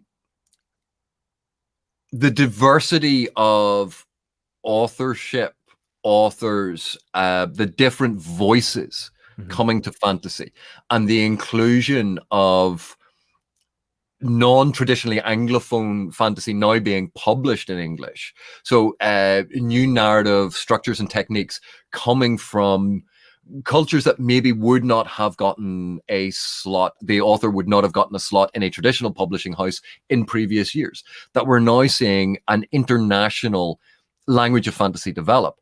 And the authors of it, the fans of it, it's a much more diverse and multicultural crowd. So we're getting all of these wonderful perspectives and different spins on established characteristics or new characteristics or new ways of looking at it. And I think that is incredibly exciting. And it shows the potential of what the genre can do. So that's one of the big trends that I genuinely like and enjoy. The variety of authors and the variety of fantasy stories that are now being told. And that I think is a massive benefit to the genre. Yeah, I'd agree. In terms of negative things that have happened recently, I think one of the, no, it is not true of all fantasy writing. It's not true of all authors. One of the things that I personally dislike, and this is a personal preference and a personal bias, but the movement towards a very economical, very streamlined, very parsed back style of writing, with quite often a simplified prose, a focus on paring everything away that does not explicitly serve and have a point of direct connection to the narrative structure or the narrative events. That is not a movement I particularly enjoy. Very interesting. But I know a lot of readers really like that. They like it's direct, it's getting to the point, it's powering me through the narrative, it's hitting all of those buttons.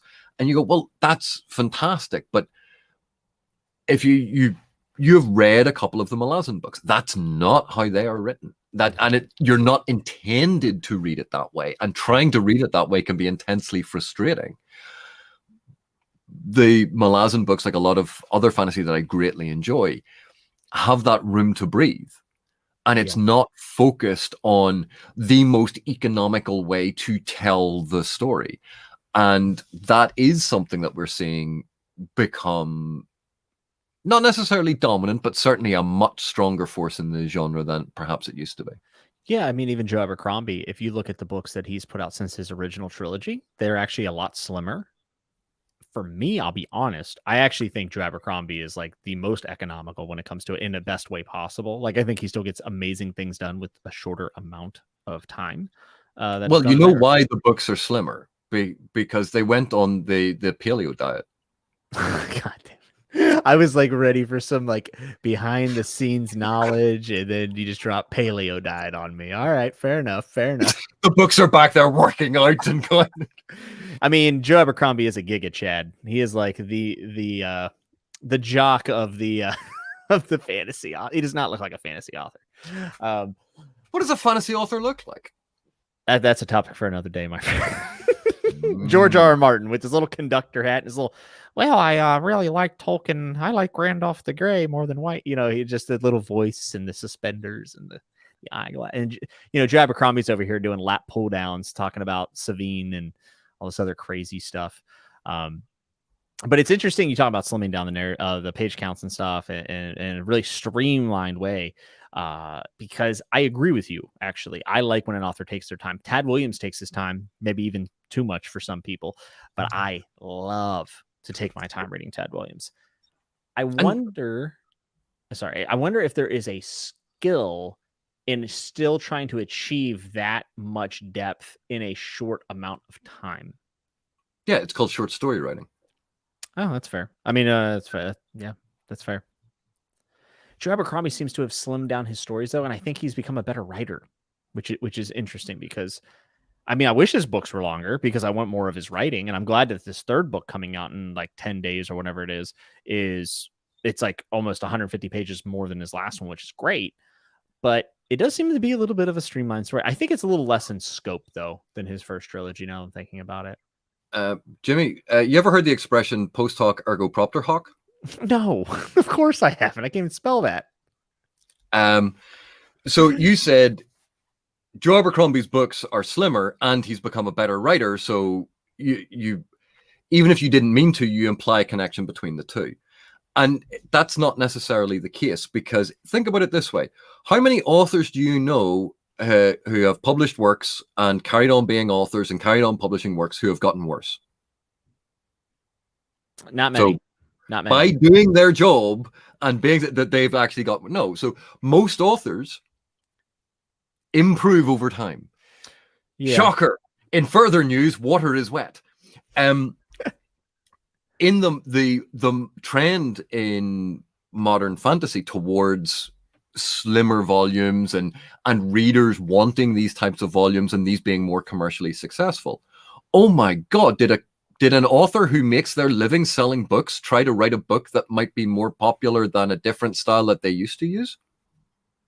All right, yeah. I mean, no, this is fair. This is a justification for why he has slimmed down. Yeah. But and again, I don't know. I haven't spoken to Mr. Abercrombie about this. But there are reasons why authors experiment with different styles. Maybe because I haven't read the latest books, maybe this narrative is a much more focalized, specific narrative, and therefore it isn't as expansive. So you don't need the same word count. Well, yeah, and he's building off what he's already put thousands of pages into. So he doesn't have to do a lot of the broad strokes. We already have those. So I think that also plays a role. And, there's an expression that people use, which, it has to serve the narrative. And sometimes people use this, it has to be directly connected. But when you think of it has to serve the narrative, and you go, the narrative is actually constructed of all of these different things, and the narrative is theme focused. And you go, well, okay, does it serve theme? Oh, no, but I meant, does it serve the narrative? You go, but the narrative is theme focused. Theme is the central plank. Does that character now serve theme? The narrative is, depending on the type of narrative you can have different things focusing on it that support it. It's not just about the narrative events, and it's not just about getting to the end of the things. So depending on the type of narrative that is being constructed, then that can dictate a lot of the things about how you go about it. And remember, we started out, basically, we were talking about point of view. So if you think of a first-person narrative where it is a murder mystery, first-person narration works so well for murder mysteries, sort of conceptually, because it's about you experiencing the world through first person, where they are picking up the clues and they are slowly encountering the things. Yes. And because it is a murder mystery where that is the focus of the narrative, you go, first person works incredibly well for murder mysteries. So the point of view, the narrative point of view, can work with genre, or can work with theme, or can work with structure. Right. There are different ways of thinking about it. So I think a lot of this is the same as because The God Is Not Willing is a slimmer volume than a lot of the other Malazan works. And people, people speculate on why Erikson did this. And you go, Erikson did it because that was the narrative that he wanted to tell in the style that he wanted to tell it. Yeah. Erikson could have sat, and we know this, to write a book that would break the backs of small children if you just stacked it on them. We know that Erikson can do that. So why did he write a slimmer one? Because he wanted to write a slimmer one. Oh, well, he was forced into it by the market. No, he wasn't. He'd written the Corbel Berkeley and the Corbel Broach novellas. He can write much slimmer volumes. He's written the Willful Child novels. He's written these other... Erikson writes the stories he wants to write. And he writes them in the way that he wants to write them, that he feels, in his judgment, is the best way to write the story. And that's what I believe the vast majority of authors do. They write the story that they want to write in the way that they want to write it, that they believe is the best way to tell that story. Yeah, I think that's fair. I think that's fair. I mean, sorry, did I go on a rant? No, that was good, because you're right. I did conflate the two things of it being slimmer and being better written, when in fact, I mean, I will say, I feel like a lot of people comment on the fact that it's tighter, and the pacing's absurd in the new trilogy. I think in a good way. I don't mean in a bad way. It's great, but to be fair, I mean, that doesn't mean that it's better because it's tighter. So I felt like his prose was even better. So I think that's interesting point. That's a lot to think about. And especially I wish, this is where I wish I could like sit down and talk with Joe Abercrombie and be like, why are these books shorter? Like, I assume like what you said though is the answer, right? That's what they wanted to do. That's what they wanted to tell, because I don't think Joe Abercrombie's a guy who's struggling to get published. So he's not trying to follow trends. Maybe there is a trend he's trying to follow. Probably not. I feel like he's probably doing what he wants. Yeah. And I think that makes a lot of sense. What is this Rejoice stuff? What is this? Oh, Rejoice, A Knife to the Heart. Stephen Erikson's First Contact novel. Ooh, I like First Contact. There you go. You should read it. It's a First Contact novel. Did you read Childhood's End? No, I haven't. Okay, well, read Rejoice first. All right. Stephen Erikson writing a First Contact novel, and it is very much in the mode of like old science fiction, a what if. It is a thought experiment about what if, what are the ramifications of, and playing through those things. I really enjoyed it. And it's one of those ones when you consider the philosophical concepts and the ideological concepts that are the motivations of the stuff that's going on in the text. It questions a lot of the societal constructs that we have that are very difficult to see because we're inside them. Yeah, for sure. I mean, taking a step outside of the box is very hard at times, especially when we're wrapped up in it every single day. First Contact's like one of my favorite, like the movie Arrival. I absolutely love it. I guess that is actually based off a short story. One of my patrons, Edgar, was telling me about it.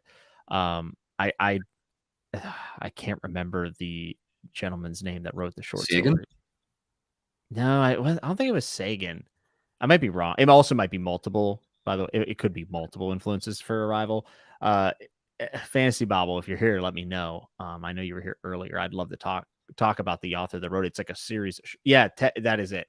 Oh, Ted Chiang. Yeah, apparently one of his short stories is the there's Edgar. He's on it. Apparently Arrival was based off one of those short stories, and I love that movie. I want to read that short story. I would love to read Rejoice.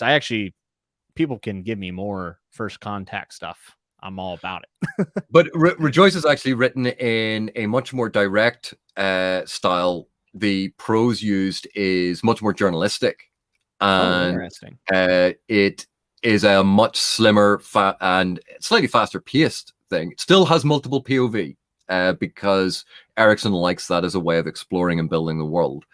But it is a very direct, very modern, and much more modern feeling novel than a lot of the Malazan stuff, which obviously, to evoke the sense of fantasy, to create that atmosphere and that feel of a fantasy world, is written in a particular language and style.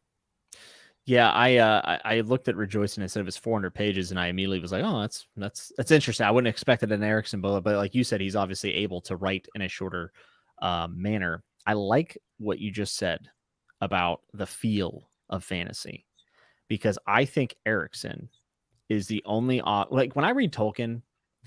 When I was a kid, I read it because I liked it and I liked elves and stuff, right? Like, but as an adult, there's a feeling to Tolkien that when I read it, I get really inspired. And I also just love living in Middle Earth.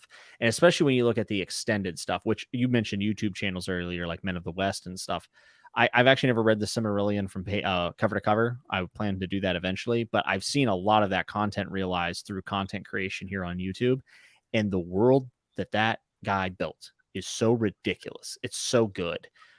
I get the same feeling of awe when I'm reading Malazan, and that's like the biggest compliment I can pay. And I've said this, I think, in the spoiler discussion for Gardens of the Moon, is I feel like I'm seeing someone do their take on a new type of not even type. That's not even the right word, but he's going for like a Tolkien level approach where he is setting up, possibly new tropes or new constructs in the fantasy genre. And whether or not he succeeds at that, that's up for debate. And we'll talk about it in 80 years or whatever.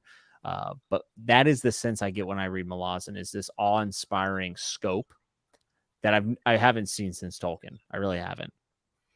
And like Tolkien is to be perfectly honest, Tolkien's an aberration.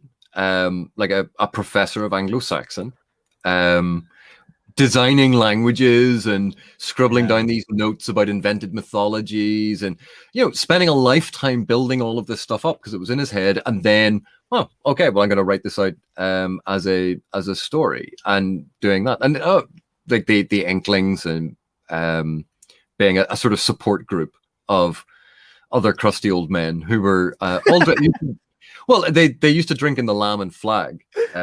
Crusty old. Well, the Lamb and Flag was one of the bars that they drank in.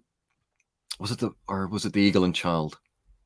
I can't remember if it was the Lamb and Flag or the Eagle and Child, but it was one of the bars down the road from the college I was at. So we'd gone in there for a drink one time, and it was one of the old guys who was like, yeah, and he went, oh yeah, like those English, they used to come in here and they would buy one drink and they would sit in the back little tap room thing. They'd buy one drink each and they would sit there all day. And he was really unimpressed with Tolkien.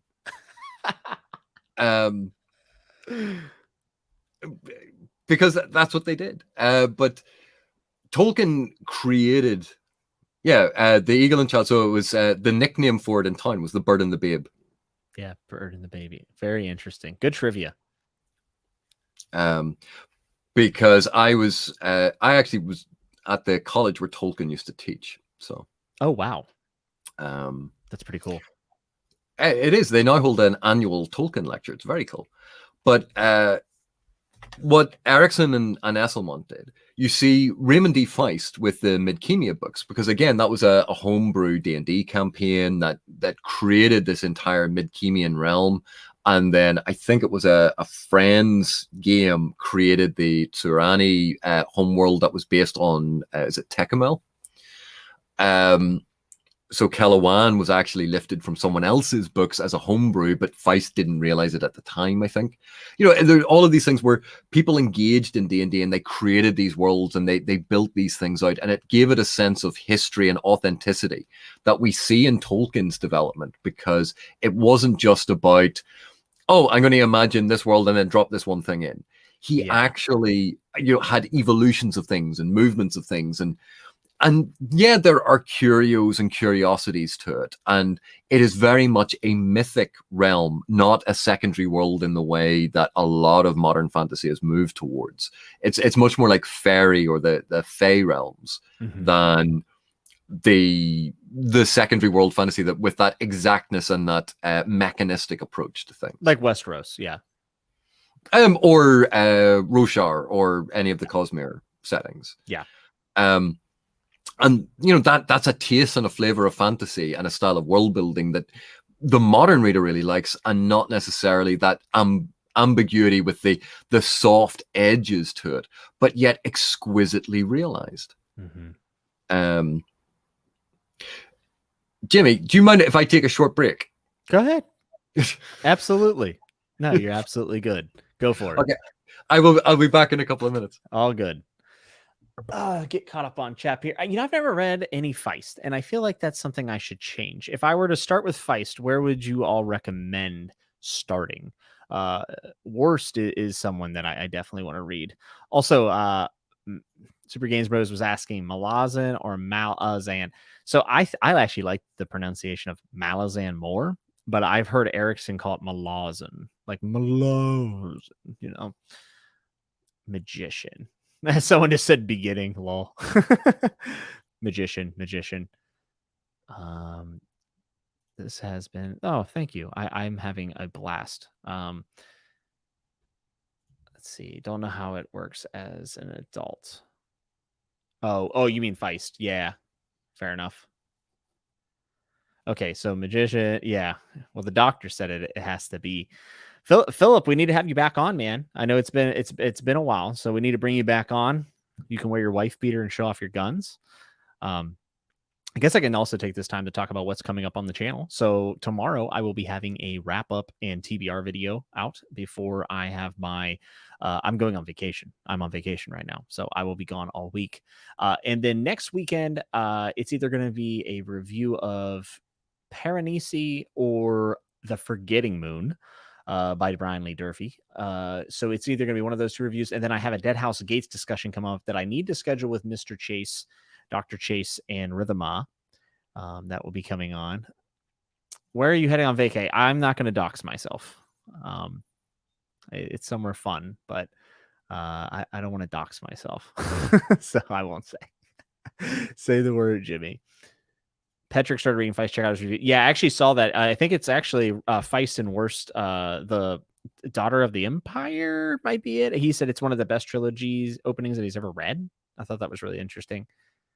Jimmy, this chat is mind blowing. I mean, when you have a talent like, honestly, guys, this show is more about the guests, right? Like everyone I have on is just so thoughtful and so easy to talk to. And this is my social life. So I get to nerd out and learn and have a good time. It's really great. Sidestepping the Feist question, recommending Blackstone Heart and Beyond. Yeah, I've heard Michael R. Fletcher is rather good. Looking forward to the Dead House Gates with you and Rhythmal. Yeah, there's a lot to talk about with that. And then also just kind of talking about Daughter of the Empire is fab. But someone said wife beater. I thought Dr. Chase was born wearing tweed. Jimmy, if you like Tad Williams, try John Marco. I love Tad Williams. Actually, today I was thinking about my my top favorite authors. It's something I'm probably going to do at the end of the year. Kind of like finally putting that list out there. And Tad is very likely to make top 5 or top 3, I think. I love Tad so much. I haven't read a bad book by him. Jimmy makes show happen and you're excellent at it. I appreciate it. Thank you so much, Philip. Is the Dead House Gates discussion coming soon? Yeah, it'll probably, I actually wouldn't mind it being next week, but it depends on when I get back from my vacation. But it'll be within the next 2 weeks, as long as I can get the schedule worked out with Rhythm on Philip. And I need to film my Memories of Ice. AP, let me tell you something. Memories of Ice is a phenomenal book, but my God, did a lot of stuff happen in Memories of Ice. My notes, I've never taken, dude, look at this. So I've decided from book Memories of Ice on, all my reviews will be spoiler filled. And I've never done that for a series, which is a challenge because it's a different type of review, right? Yeah. I mean, look at this. Look at these notes. I'm going to just start scrolling now. This is Memories of Ice. That's just chapter 1. That's part 1. There's part 2. I mean, you see how far this is going. I have so many notes for Memories of Ice. I don't know how the video is going to be under an hour. I don't know how. I have no idea. Well, it's one of the reasons, and you can speak to Philip about this, that we try to do the spoiler-free chat on his channel, because he has a bigger channel than mine and a more general readership. So we do the spoiler-free one so that people who might want to pick up the book can engage in that. And then we do the spoiler-filled chat on my channel because I suck at keeping those things contained. And I like talking about those elements, and those elements are much easier to discuss when you can actually point to a bit in the text and you can talk about a character arc or how things change, and you can actually reference it and discuss the movements and the interrelationships. Mm-hmm. And then even development of theme, where a lot of what I do is obviously a structural approach of paring stuff away to look at the elements within it, and then you put the prose back on top of it, to see how the author told you it. And that actually shows you more about what's going on than just going along with what the author told you. Yeah. And the level of notes that you have for the book, do you want to do a literature course? And that's the level of notes that quite often you need on a chapter. Oh, I mean, I know. I guess for me though, it's like that doesn't happen. You know what I mean? I know, but and this is the thing. It wasn't a shot at you there, but that's the level of complexity that you can actually engage with literature, and it is so wonderful seeing people engage with stories that way instead of, did I enjoy it? That is always an important aspect, but actually digging down into it and playing with the elements and taking things apart and putting them back together and seeing how they interrelate. You go, that's the literature nerd in me. That's why I went back to university to study literature, because that was what I was craving. That's awesome. I mean, that is awesome. My stuff is certainly not that deep. It's more of like this happened and this, and I feel like I just need it because it was like getting me just amped up, and I was like, I got to write this down so I don't forget. And that's going to be a different review for me. I actually had considered reading part 1 or book 1, however they say. I like saying part so people don't get confused. But I was thinking about reading part 1, filming, and then doing part 2, filming, and then just uploading all of it together, almost like a vlog. But I don't really want to use that term because it's not so much like that. But like if I filmed it in that way, I could say, oh, I'm in part 1. Here's my predictions. And then you would be able to immediately see if I was right or wrong as I film the next sections. But that's certainly, it's a brilliant way of doing it, because you can just imagine when you get to the last video, like you've played it and you could be sitting there going, I was so wrong. Yeah, that's what I want. I'm an idiot. How did I not see this what? Yes. Erickson. Yeah, that's what I think. House of Chains, I'm gonna try that. I should have done it for Memories of Ice, but instead I couldn't stop reading it, honestly. I loved it. I devoured it. It was so good. And that's different books hit us in different ways. And for sure, it's the everlasting joy of literature, because it's well known, I hate Harry Potter. My wife loves Harry Potter. And she can be all excited talking about something about it and all that, and then I can go, right, well, I'm going to be mean and nasty, and then I'll say horrible things about it. And she go, right, well, you have to sleep on the sofa now, and I go, okay, I won't do it again. But I have genuinely brilliant conversations with my wife, because we have very different takes on certain books. Mm-hmm. And like we would call it arguing. But arguing in the academic sense, not arguing as in throwing things at each other. Right, of course. Because she's very accurate. And so I avoid that. She's got quite an arm on her. Oh, she's scary. Oh my God, that's too good. But you guys have different takes on different books, though. Oh, yeah. Like, we're very different tastes in books as well. Yeah, my wife reads not as much as me, because I don't know if anyone not running a booktube channel reads this much. But it's always fun whenever I recommend her a book and she reads it, and I like to see what she got out of it. I also like exposing my wife to different type of fantasy TV shows and stuff. So for instance, the big thing this week was the Wheel of Time trailer. Everyone's talking about the Wheel of Time trailer. So I showed it to her. She said, me. Looks like, everyone's amped up, and I even said, I said, look, after I said, I think it looks pretty good, but her, no predisposed to nothing, no impacts. She just said, and I was like, that's interesting. Right. Can we talk about the Wheel of Time trailer in a second? Because Philip has just said something in the chat here that I can see, which says, at least we English lit people have someone below us on the economic ladder. Now, I'd like to point out, Philip, what did you study? Oh, was it Anglo-Saxon? Go away. You're not an English lit person. Stop claiming that. You were reading Anglo-Saxon. That doesn't count, you liar and you cheat. Get him. Get him. Jennifer wants to know if you will be interviewing any authors.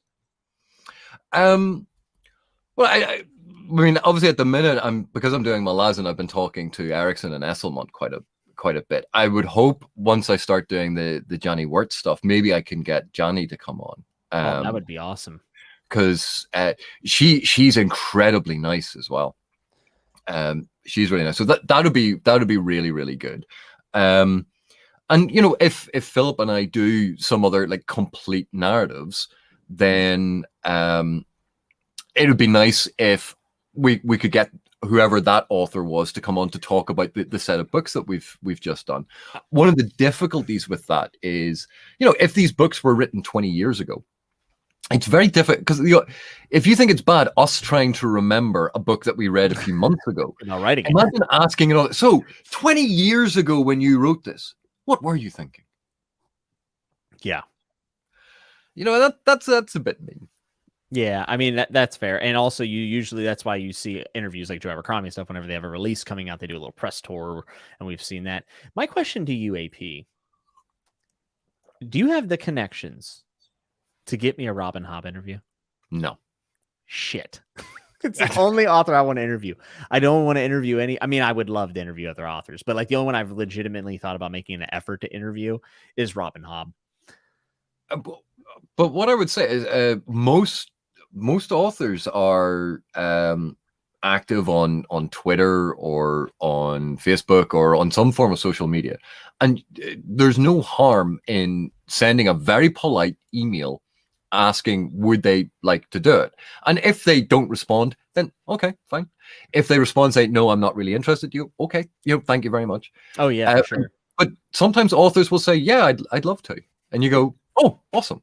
If you the coarse way of expressing this is, if you don't ask, you don't get. But at the same time, like, don't pester authors, but you can always politely inquire. They are people. That's what I hear. I don't know if that's true. I don't, Yeah, it's not like authors live in a little cave somewhere. Yeah. And, food pushed through bars towards them. Like, they're human beings. Robin Hobb liked the tweet. I mentioned her, and it made my whole week reach out to her. So I actually, when I tweeted, I said, I've wrapped up Realm of the Elderlings, like 4 million words. She actually replied and said, wow, I didn't realize it was that many words. And I thought that was hilarious. And I almost followed it up with like, hey, you want to come talk about it? But I didn't. Her DMs aren't open, and she doesn't have an email listed. And I feel like if I publicly ask, like I just feel like that's kind of awkward. You know what I mean?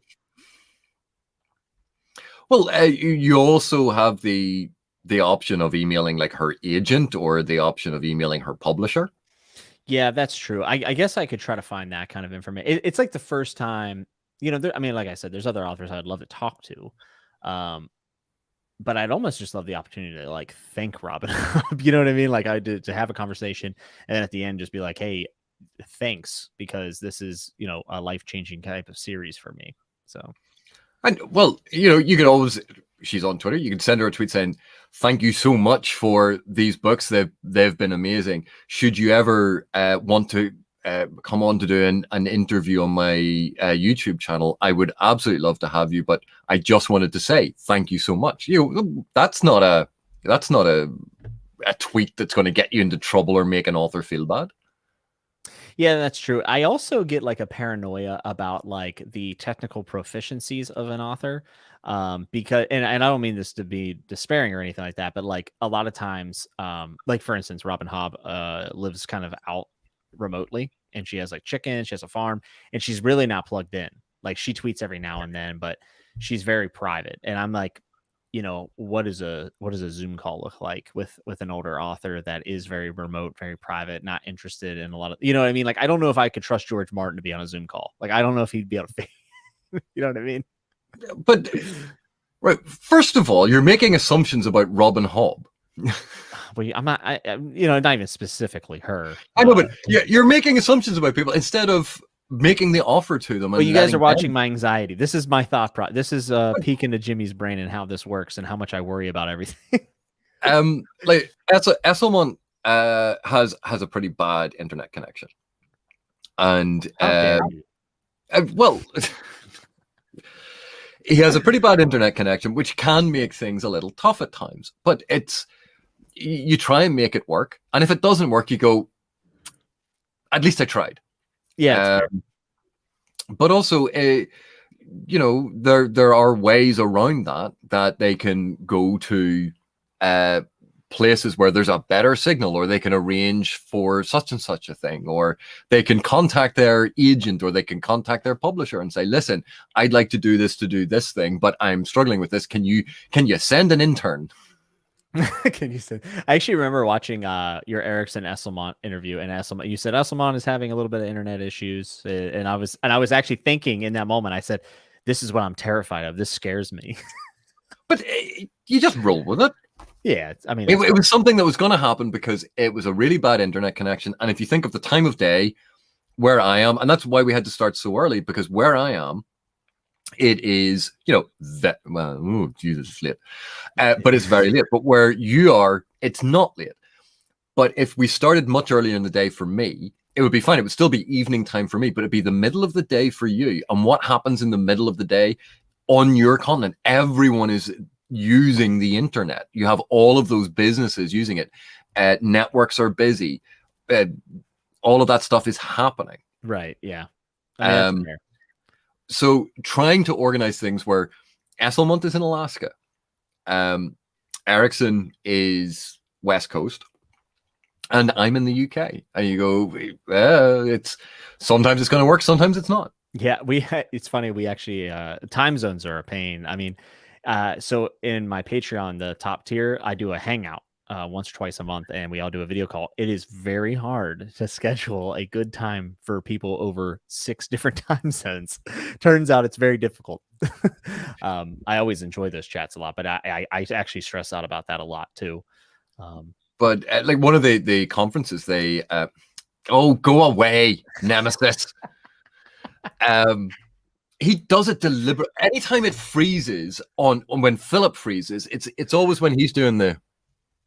It's very regal, very regal. Yes, like I mean, look at that profile picture.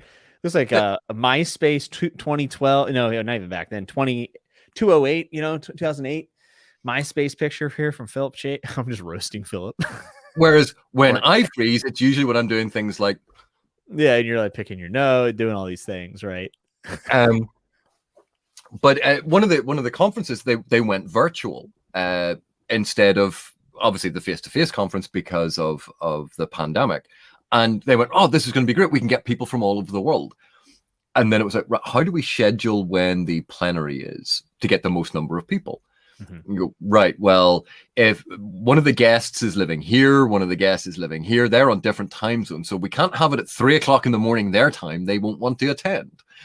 We can't. It's tough. And trying to get things that work for Hawaii and also for, say, the Ukraine at the same time. And you go, it's a different logistical problem to the one that you have when people are in physical meet space. Yeah, absolutely. It's a very real thing, especially with a community like this where like we're all over the world. I mean, I literally have so many different countries that watch my channel. That's one of the coolest breakdowns I get from the analytics, and it always impresses me how many people from different cultures and being able to talk to those people, not just about reading, but also their culture has been one of the most rewarding experiences starting my channel. It's been pretty, it's hard to get that in real life, right? Because like you live in a place, you go to work, you do these things, but this connects us all over the world, and it's pretty cool. And again, that goes back to the point I made about university and why I loved it so much and wanted to stay there forever, because you saw people from every culture and every nation. It was fantastic, and this is a good facsimile of that. Mm-hmm. Yeah, I would agree. I want to ask you. Oh, go ahead. Go ahead. Oh no. What do you want to ask me? No, go ahead. Go ahead. I was going to say I thought while I was going to get another drink there, I thought I heard you talk about Johnny Wirtz. Yeah, I was just saying that it's somebody I really want to get into, and I know that Feist and Wirtz have the Daughter of the Empire. At least that's one of the books in the trilogy. And Petrick, who I love, said that that's like one of the best trilogies he's ever read. Daughter of the Empire is one of my favorite fantasy novels. Damn. All right, let me order it. Let me put it on the Amazon wish list here.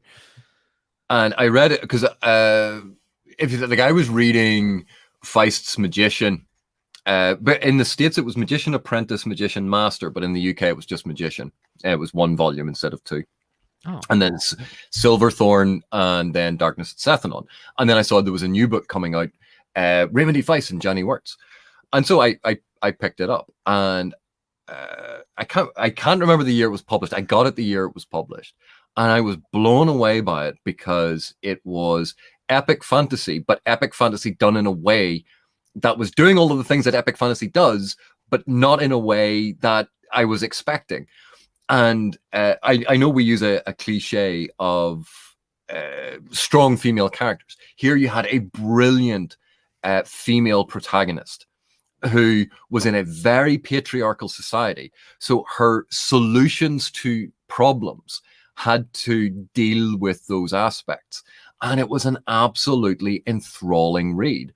And there may be aspects of Orientalism or sort of racial othering in it that haven't aged as well as the rest of it. But Wirtz is such a brilliant author that she handles so much of it so incredibly well, and a lot of her rendering of that setting is done with a lot of subtlety, nuance, and respect. So it was absolutely excellent. Yeah, I mean that's a big sell. Good pitch for me, because the way Patrick talked about it, it sounds like it's right up my alley. And then hearing what you're saying, that pretty much assures it. I will be getting the ebook because the cover of that book is hideous. So I will be getting the ebook for sure. Well, which cover? Because I think I have 3 separate editions of it now, and they all have very different covers. The one they're selling on Amazon, it's just words. It just looks like, honestly, it looks like shit. Oh, the green one with the symbol? Yeah, that's it. Jimmy looks like he's mentally rearranging. This is actually a question we've already had, and I actually missed it earlier, so I apologize to whoever asked this before. Jimmy, AP, and Philip. I think Philip's just being shoehorned in here. How much do you love Sir Terry Pratchett in Discworld? So I've only read Mort, and I thought it was awesome, and everyone tells me that I'm dumb because Mort isn't even close to his best, so that means that I am probably going to be a massive Terry Pratchett fan. AP, how about you? I really loved Pratchett. I used to, in fact, for my birthday when I was much, much younger, my elder brother got a friend of his to go to a Terry Pratchett signing to get me a signed book for my birthday. Wow. That's I have a fondness for a lot of the, actually looking at it now, the first book, Color of Magic, I read very differently now than how I read it at the time. Mm-hmm. But I loved Guards. I loved Mort. I really loved Mort. But one of my favorite ones was Weird Sisters. And I had a particular fondness for a lot of the earlier Pratchett stories because there was so much in them that was metatextual commentary and parody of established narrative formats. And he played with a lot of those elements that I really, really enjoyed. The later books I didn't enjoy as much, and it's because they became much more science fictional and much more focused on specific societal issues that he was exploring through that lens. Right. And that isn't my jam. That isn't the thing that I really read for pleasure or really enjoy. They are still incredibly well written, and they're still really good books, but they weren't my thing. Yeah. I loved those early books, so like Weird Sisters, Witches Abroad. Particularly like those ones I really enjoyed. Mort and Reaper Man I really enjoyed. Guards I really enjoyed. They're the ones off the top of my head. Cool. Very cool. Yeah, I'm reading Reaper Man next is the plan. I don't know when, but I am. Terry Pratchett's someone that I don't really want to rush through Terry Pratchett, and there's no need to, conceding that. I like the fact that I can kind of jump in at different points too with Discworld, which is a really big benefit because it can be a mood thing. I really loved Mort. I thought it's one of my favorite reads of the year, actually, which a lot of people say that, again, that it gets better. So that's great. It's great to hear. We are coming up on 3.5 hours and I have to go get some dinner. I'm starving. Now I could do this all day. But the one thing, and take your time answering this, there's no rush. And I like asking this to people, especially someone as yourself who is so thoughtful. What has fantasy meant to you? And sci-fi.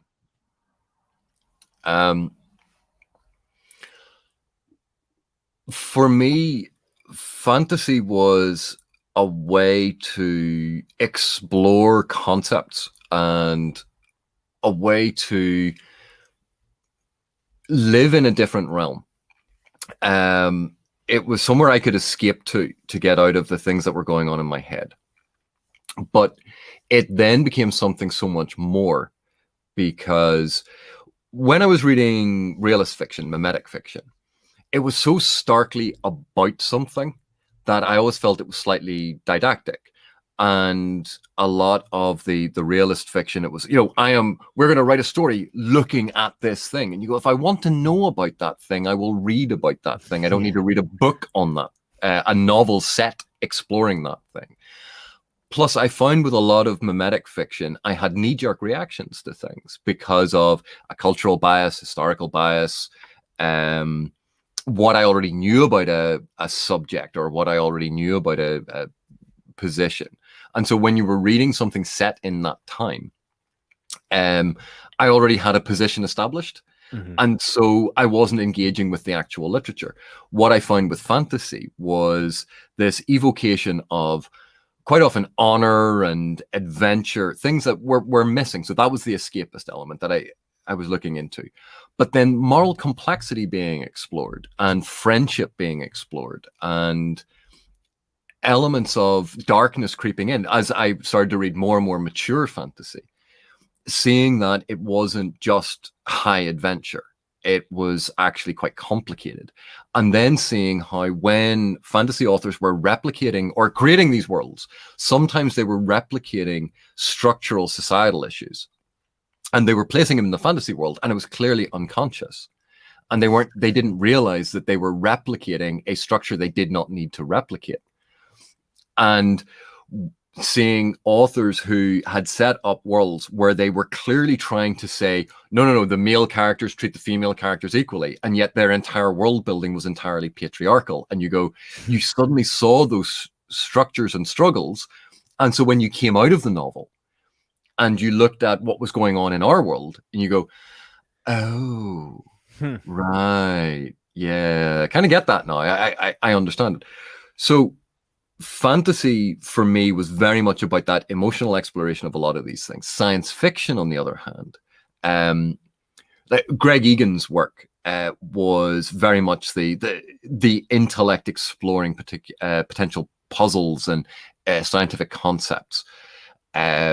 H.G. Wells looking at those, trying to extrapolate from a point in time which reveals what you think about that time and the societal concerns, and seeing them because they've been extrapolated into the future or they've been played with in a different way. You go, so that's what you actually thought about society, or that's a way of exploring it. And it gave a different insight into that rather than a novel set at the time, making a whole set of cultural assumptions. So I liked that fantasy and science fiction could step back from the real. And I suppose in modern terminology, provide a safe space to deal with, examine, play with, explore concepts that, if they were fully mimetic, would be much more difficult to get a level of objectivity for, or find a way to think through them. But because they were in fantasy, because they were in science fiction, it was that one step removed that allowed you to consider very complex, very dark, or very difficult subjects in a way that gave you a level of protection. Yeah. Wow. I mean, that's a phenomenal answer, man. That is, I think that covers a lot of things, deep meaning, themes, but also it covers a bit of escapism while still returning to our world with something more. And I think that is one of the most beautiful things about science fiction and fantasy that has always captivated me. I always tell people that when I pass and I breathe my last breath, I will miss my friends and my loved ones in this world. And I'm also going to think in my final moments, if I get that opportunity, Middle Earth. I'm going to miss Westeros. I'm going to miss Roshar. I'm going to miss these places because I've spent a lot of time in a lot of different worlds. And I always love George R. R. Martin's quote, where the reader, a person usually lives one life, but a reader lives like 1,000. and it's so true. And we come out of those worlds and with those characters and those friendships with a different perspective on the world that we live in every day. And it has a lot of different challenges. And a lot of those times, those challenges are very hard to solve. I think fantasy gives us an opportunity, like you said, to step back and see it in a different lens. And I've learned a lot about myself from reading. I really have, and places I can improve on and things I've done well. And it's just such a rewarding time and experience, especially to have something a conversation like this. It's very valuable. Well, thank you very much. I always feel that I don't actually add anything because I disagree. But it's the same. It's the imposter syndrome, because I'm sitting here going, but I like listening to you talk about stuff because I get this insight into something else. And you go, I see no difference in that. Well, I mean, we do different things on our channels, but I think we're at the heart of it, we're still trying to do good and push forward this thing that we love. And it's cool to see the intersection of that. I love that.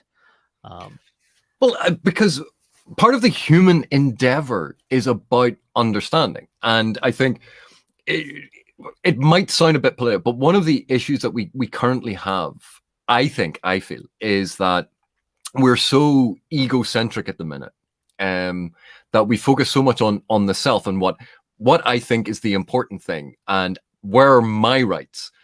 And we forget that if you're insisting on your rights, the person next to you is also insisting on their rights. Therefore, we all have the same rights. That's kind of what we're thinking about.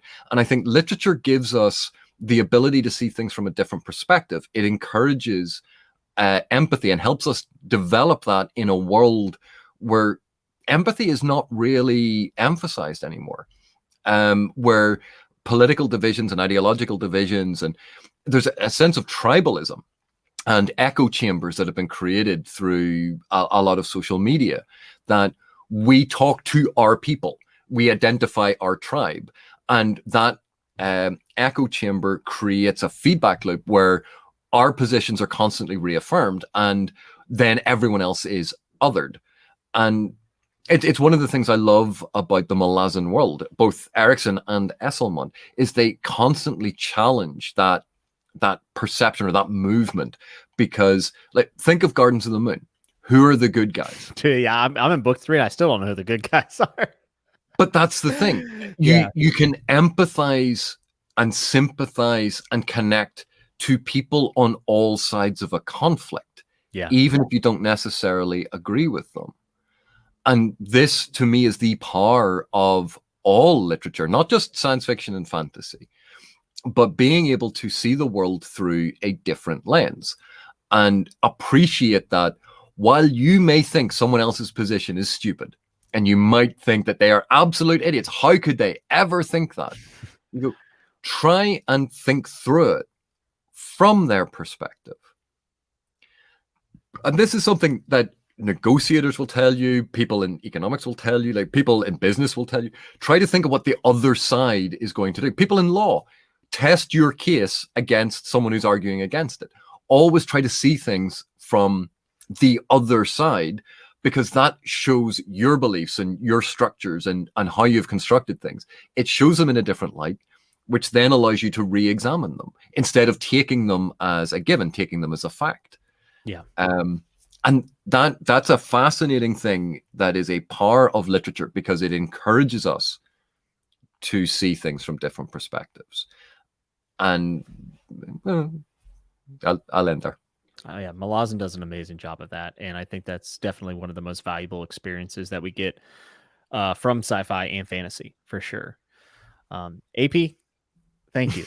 Thank you. Honestly, this was beyond awesome. I really enjoy this, and everyone in the chat saying how informative you are, and they really appreciate. So, for a lot of us, we are not as knowledgeable about literature as you are, and for you to be able to make that bridge.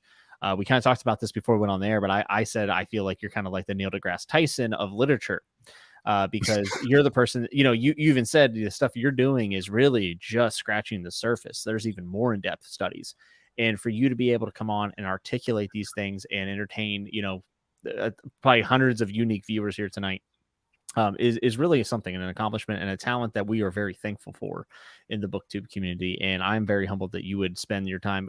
Folks, this is very late over in the UK. AP, messed up his sleep schedule for us. So, join me in thanking him for that. And AP, we appreciate what you're doing and what you're providing for the community. And I'm excited to see where you go next.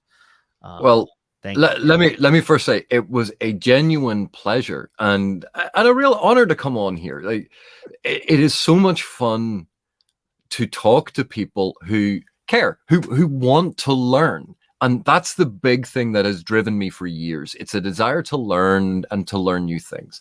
And to have a community where we can, even when we disagree, your favorite book might be that book, and I go, oh, that's a terrible book. But we can still talk about it. And it's not about, well, your taste is terrible, and getting into that sort of tribal, my side's better than your side. Yeah. We talk about it and you go, well, what about that book did you love? And being able to come onto your channel to do this live chat, which is really scary doing things live. Yeah, it is. But to have this sort of opportunity, like, thank you so much. It really was a real pleasure, and I greatly enjoyed it. And I'm so glad that at least some people enjoyed it. I hope. I think, yeah, I mean, everyone's saying, great talk and great chat. I mean, I think people would like a part 2. If I'm being honest, well, I think people want a part 2. To be honest, it's 2:30 in the morning, and I have been drinking energy drinks this entire time. I am not going to get to sleep until 4 in the morning, Jimmy, because so sorry. You had to schedule this so late that I can't fall asleep. So I've been drinking energy drinks, and now I'm going, if we end, I might go for a walk for 20 miles. Well, I do apologize for wrecking your sleep schedule. Maybe next time we can do it at a better time. No, not at all. Like, this has been a lot of fun. Thank you so much for asking me. Thank you for letting me come on and talk to your subscribers and have the conversation with you. This has been so much fun. Yeah, absolutely, man. And it's definitely my pleasure. And we all benefited from this, I think. I'll definitely be having you back on. And not just for this, but also I'd love to have you on for some Malazan content and all the spoiler discussions I'm going to be having about that. And, I've learned about a lot of, like, I think Worst is someone I need to move up. Like that Feist Worst trilogy is honestly probably going to go very high on my TBR after talking about this and seeing everybody in chat. Like, I love this stuff. I'm so fired up to go read. I'm reading Hyperion right now, and it's so good. It's so good. But chat, thank you. Chat, you've been here all along. I mean, we've been over 50 concurrent viewers. That is absurd. The fact that you all want to spend your Friday evenings and nights with us, I know AP feels the same. It is, again, very humbling that people want to spend time and listen to us hang out, because me and AP could do this without an audience. We and him could talk and hang out. Like, this is us. Today I've made a new friend with AP. Me and AP had never actually talked personally before this, which is how a lot of these go. And I always come out of these conversations feeling like I've gained a new friend. And that's special. That's very special, especially as an adult. Jimmy, don't tell him that you're just going to turn the stream off, get your food, and then we're just going to sit and hang out for another hour and a half. We're going to do virtual D&D. It's going to be great. I've never played D&D virtual, except the one-shot once. So I'd love to try it. So, yeah, and people are saying they're subbing to your channel. Make sure to go hit subscribe on AP's channel. A critical dragon, and he's the best dragon that we have. We don't even deserve him. Of course, absolutely. So everyone, thank you for attending tonight. I will have a TBR wrap-up video out this weekend before I head out for my vacation. Until I see you next time, I hope you're well, and I hope you're safe. And if you feel generous, I do have a Patreon down in the description. It is optional, but always appreciate it. And shout out to all my patrons. That is just amazing, and it means so much. But again, until I see you next time, be good, be safe, and remember to always keep turning the page.